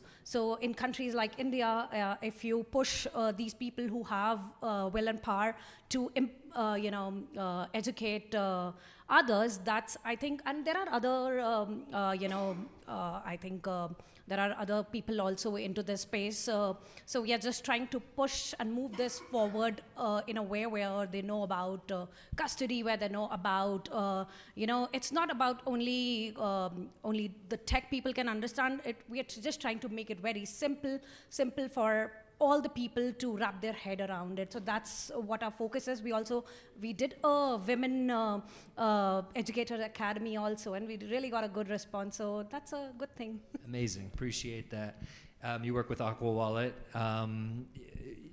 Its user interface is relatively simple, but with all of this stuff, I feel like there's sort of a natural amount of hand-holding that comes with it. As simple as it is, we want to know if we're doing it right. Nobody wants to lose their Bitcoin, right? So when you roll out a product like Aqua or make updates to it, how much does education become a part of that process, and do you target that education in any specific place in the world?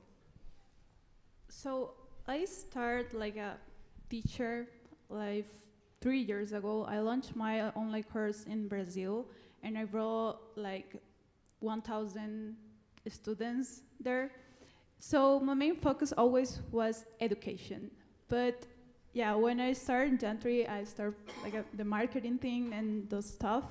And yeah, I mean, I realized that we need marketing in Bitcoin in one way, but we don't need to lose the focus that is educate people. So that's I did and I doing in an Aqua Wallet. I just, planning content, but focus on education. This is how you set up a wallet for stretch.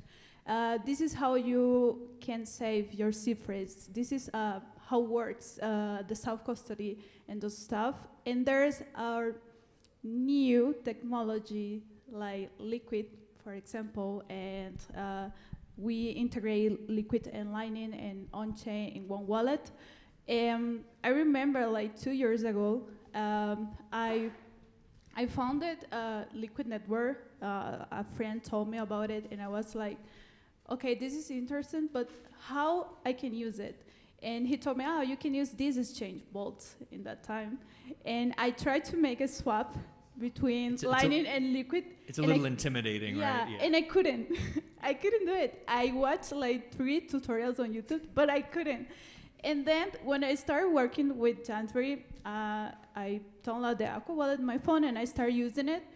And I was able to do this swap pretty easy. And that was like, okay, this is work like this. And yeah, so the main focus is to give the people the tool that is easy to use. This is how we do in Aqua. And don't forget to, build a path for the people. Hey, education is important. And that is my main focus on Aqua. And I'm running self-custody workshops around Latam. We did the last year in Paraguay, where I live, in Brazil, now we're gonna have on Tuesday or Wednesday here in Colombia. Yeah, so there's a lot of challenges about self-custody because we always, depends for the third party, and now we have you need to be your own bank. So the main challenges is about self-custody, and that's why I focus more my energy and personally my personal account, I guess, too, about self-custody. Appreciate that. Thank you. And thank you for the work you're doing as an educator. It's very difficult to be there hands-on doing that, so appreciate that. Yeah, so sometimes people call me like an influencer. I don't like it. Okay, you got to come up with a new prefer word. Teacher, but in somehow I'm an influencer in Bitcoin. Like some people watch my video and then they take the orange pill and they know Bitcoin because of me. And yeah, so I guess I'm an influencer too. Well, no, I think you said a few things there that I never thought about it like this. You combine this idea of the education and the marketing being symbiotic; they work together. And similar with the influencer thing, you're influencing the way people think. You're also educating them, and you're also doing marketing for Bitcoin. And they all work together, which is I never put it together in my head like that. So very, very, very well done. Yeah, extra points for you. Much appreciated. One area of the world that I'm not as familiar with when it comes to Bitcoin adoption, Bulgaria, the surrounding countries. You were on the ground there. I commend you for that. Anybody that gets up and goes to actually see what's going on versus just chanting Bitcoin is saving this country. It's amazing to go see things with your own two eyes and have that experience. And I'm sure you probably feel very connected to the people you worked with. If you could give us a little bit of an overview, Bulgaria, maybe Eastern Europe, the broader region, what does Bitcoin adoption look like? Definitely. It was my first Bitcoin conference that I ever attended. It was Sofia, Bulgaria. It's just the way the universe works sometimes. And Luke Broyles, if he's here, was the reason he brought me there. It's the way they describe it is an embryonic circular economy. There's so much I could discuss here, but it's coming along nicely. It's still very early. So in Sofia, there's 21 restaurants that you can spend Bitcoin at directly, not converting to fiat. All different types, Russian, Turkish.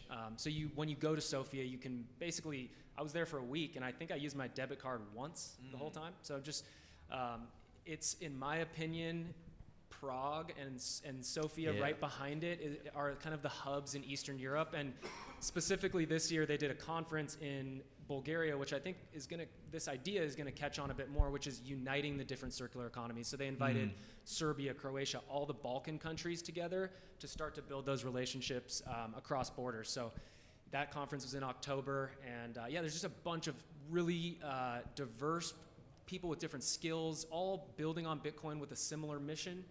And their efforts are amplifying one another, even if they don't work together. So like all of us in this room are working for each other, even though we don't know it. So thank you guys for working hard. Yeah, cool. One of my favorite quotes about Bitcoin, I was going to bring it up earlier with Jeff. He said this at an event we were at once. Bitcoin is 8 billion people in service to 8 billion people. And I think about that often. It's one of the most beautiful ways to look at it. Again, a very symbiotic relationship. Dr. Kuhler, as you were going through all of the things that you're working on, I was trying to remember a billion questions I wanted to ask you, but what I want to do is come back to you and say, what is top of mind for you when it comes to Bitcoin adoption around the world right now? What do the hurdles look like? What are you excited about? What do you feel like maybe you're doing well with Amity Age that might be good to replicate elsewhere? So just to put this into context and numbers, like last year, I literally did 25 conferences, 17 countries, and every country has a story, you know? Like for instance, India, still there's no there is still I would say regulatory-wise, compliance-wise, there's still no clarity. In fact, one of the publicly listed companies was rejected by Bombay Stock Exchange. They were denied permission to list because they were planning to do investment in cryptocurrencies, primarily Bitcoin. And this is like 2025 news.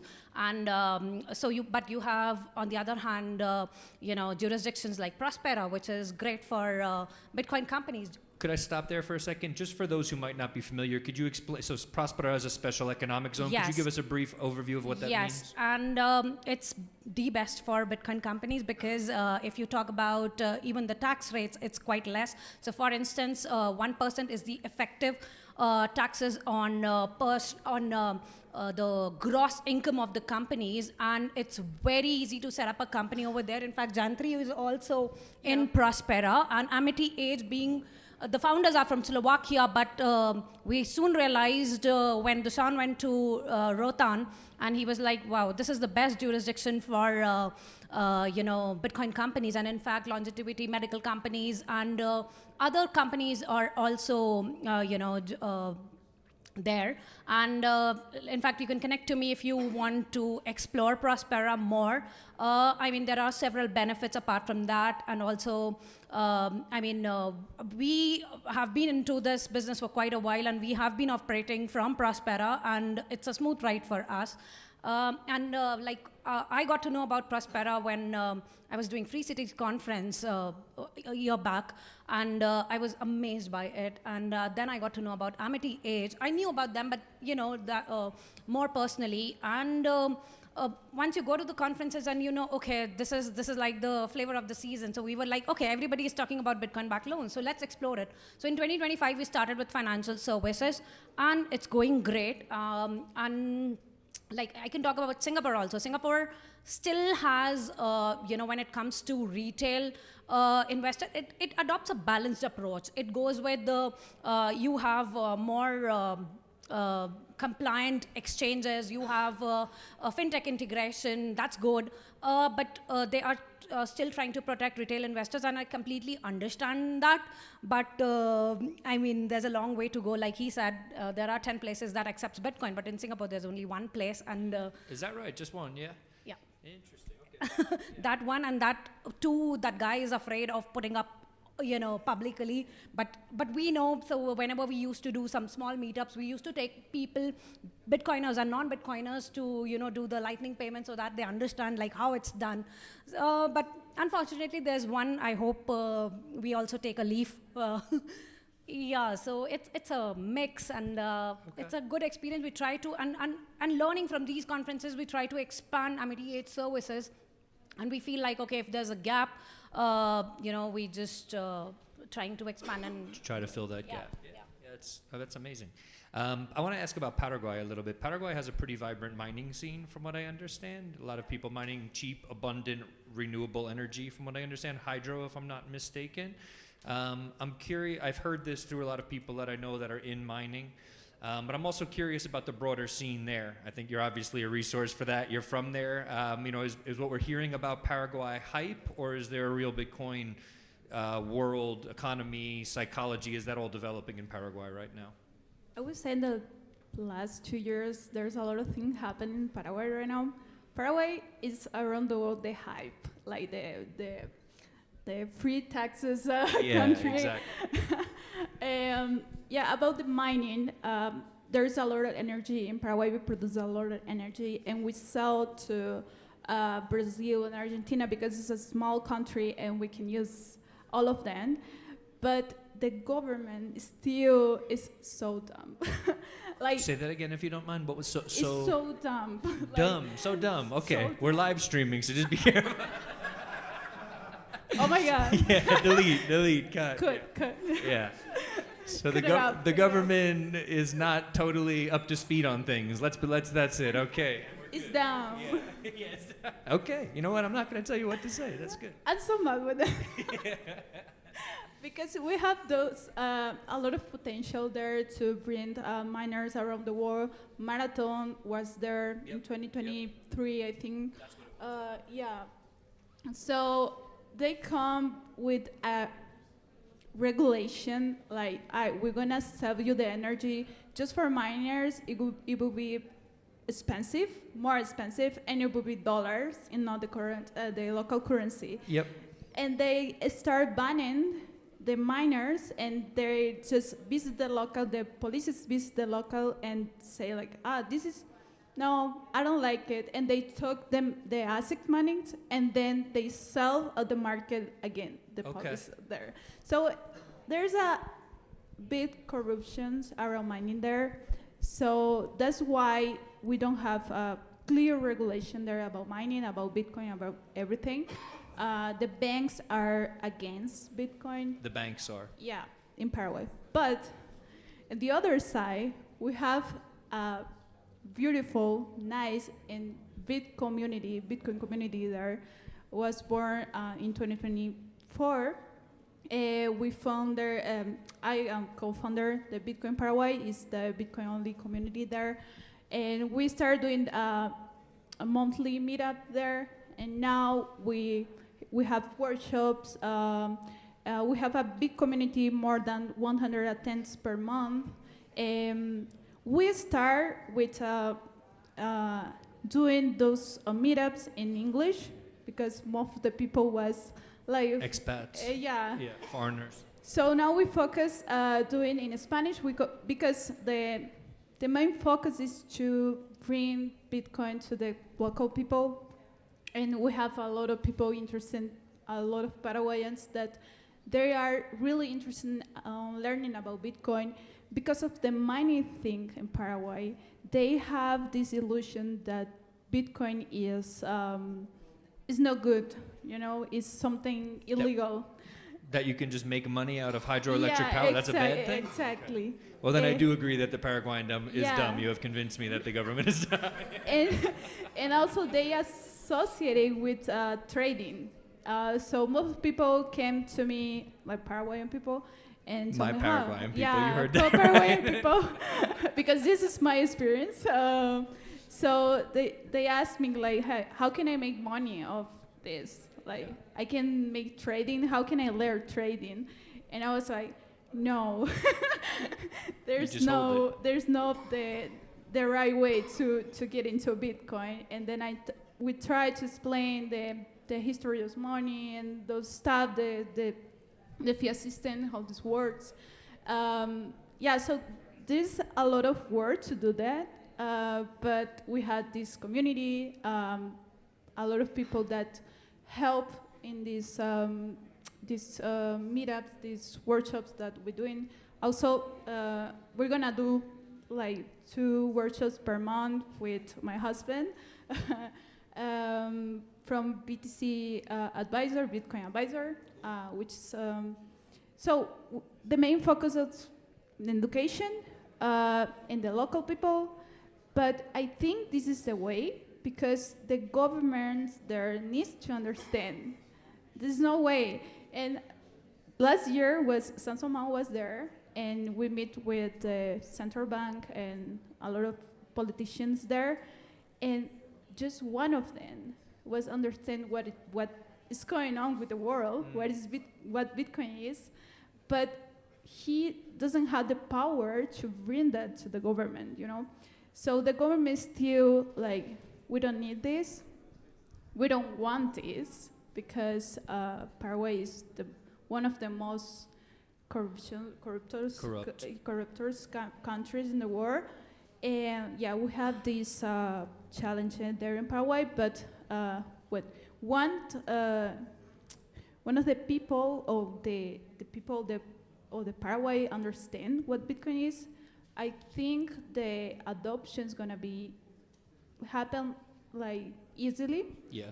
And yeah, 1 year ago, we haven't any place to accept Bitcoin. Now we have more than 60 locals accepting their Bitcoin. And yeah, we're growing there through education. That is the main focus again. Amazing. Yeah, so yeah, there's a lot of controversial happening there, but about the mining, is that the history, the real history? Please cut it off. We'll cut this part. We won't post this part. But yeah, that's good. It's good to know. But I think reaching people, the government will eventually come around. Reaching people on the ground is a smart approach for sure. Kyle, I'm wondering where your eyes are on next. What part of the world are you also paying attention to? Next place you might go to visit? Oftentimes, especially at the smaller conferences, you start to learn about other circular economies, other places, as you said, and we're seeing a lot of these circular Bitcoin summits. So any places on the horizon for you right now? Yes, Brazil, southern Brazil, and Okay. met Pedro. Is he in here? No, he's giving a talk over there, but the way I live life is I like to go with the flow as much as possible, and when the stars start to align, that's like what happened with the Bulgaria film. It's not like I sought out the opportunity, and I just am hearing here a lot of stuff about Brazil. So Yeah. I don't know. Maybe next year I'll be there. Pedro's got he's in touch with something magical. I think. Yeah, we he's were special. talking. Yeah. So And I think the other thing I would add just to what you guys are saying is like Bitcoin is so many different things to different people. And so when you go and talk to people, like I was in Prague in October, and I got to meet a bunch of the African community. So I'm in the US, I have no connection to the African community. was that the Trezor event? It was the Trezor event. And so I was hearing these firsthand stories of how they're using Bitcoin way differently than we are in the States. One guy was saying that he goes on runs in the morning and there's gorillas around. Is that Brendan Wine? He's in Uganda. Yeah, Brendan, he's great. Yeah, so cool. I'm mostly curious in how Bitcoin changes people's lives, and I think it's so different across so many different places. Very cool. I was just told we have to wrap it up. I want to come back to you, Dr. Kula, because you're working on so many things. Maybe just a final thought on what's next for you and the various projects you're working on, whatever's top of mind. Or you don't have to, and we can just wrap it up. It's up to you. I felt. I mean, I just go with the flow, and I guess, yeah, that's how I work, because otherwise, if I keep on planning, that's so exhausting in the head itself. So I'm like, I just go with the flow, and I really, really love small conferences, where you can actually talk to people one-on-one. Yes. You're not just like 20,000 people know. That's like very exhausting. And in fact, I love communicating with people, knowing, like what's going on and what they are actually looking for. Yeah. And in fact, I just want to end there. Like, you're not the alone. In fact, in India, we were trying to do like a mining session for them, and just to import BitAx and other miners. Oh my God, it was a trouble for us, because apparently there's no HSN code. So you need a code to import a miner. And when you don't have a code, and anything you import is a trouble. So somehow we got it managed, but I was just thinking, as an industry, as a sector, I mean, it's a challenging thing for us. It's actually illegal. At least you are better off. Interesting. Okay. Learned a lot up here. Want to say thank you to all of you again. We're going to wrap it here. It's the end of the day. Thank you for all your attention. Excited to run this back tomorrow. Give yourselves a round of applause, as well as these wonderful panelists. Thank you, guys. This has been a blast. Over to you, John. Thanks, Frank. Hey, we're going to wrap this up real quick. I'm going to bring Johanna from Trocera on up for the raffle that she gave you all a number for. So they're going to do a little giveaway here, and then we're going to wrap it up. Also, Saz Mining is hosting a free happy hour right here in the side stage. We have beer, wine back there for you, so you can stop in there, say hi to Jeremy on your way out, and grab a beer. All right, Johanna, you want to come up here and do the drawing? You didn't get a number? Johanna, this gentleman did not get a number.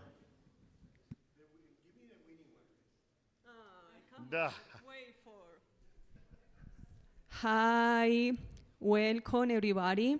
I hope that you enjoy this event, Bitcoin Medellin Conference. I hope that you learn a lot about all these speakers that we have today and even we will have tomorrow. Everybody told more English, that's why I told in English, I am sorry. We will do a small activity with you in the public. We give to you a number. Everyone had a number, right?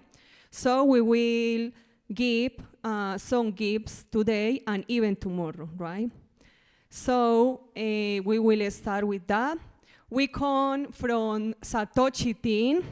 We had a group that we've been in Latin, in all Colombia, and even in another world in the countries.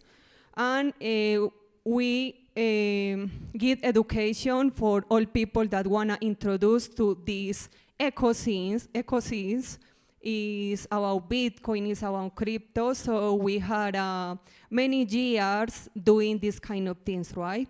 And even we work with many business and people that want to come to this community. So if you wanna see more about us, you can search in Instagram like Satoshi Team, for you can see more information about us. So we will start this, and I hope that you had a good lot.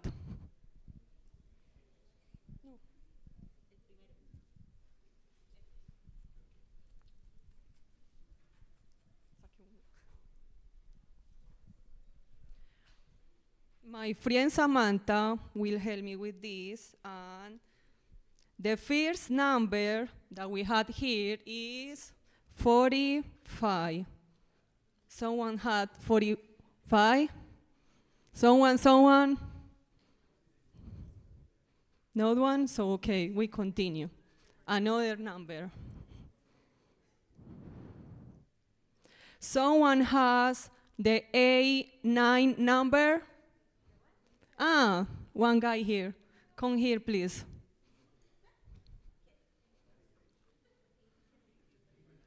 You have it or no? Okay, come here, please. Le das la camisa. Ay, sí. I will let you with my friend Sam.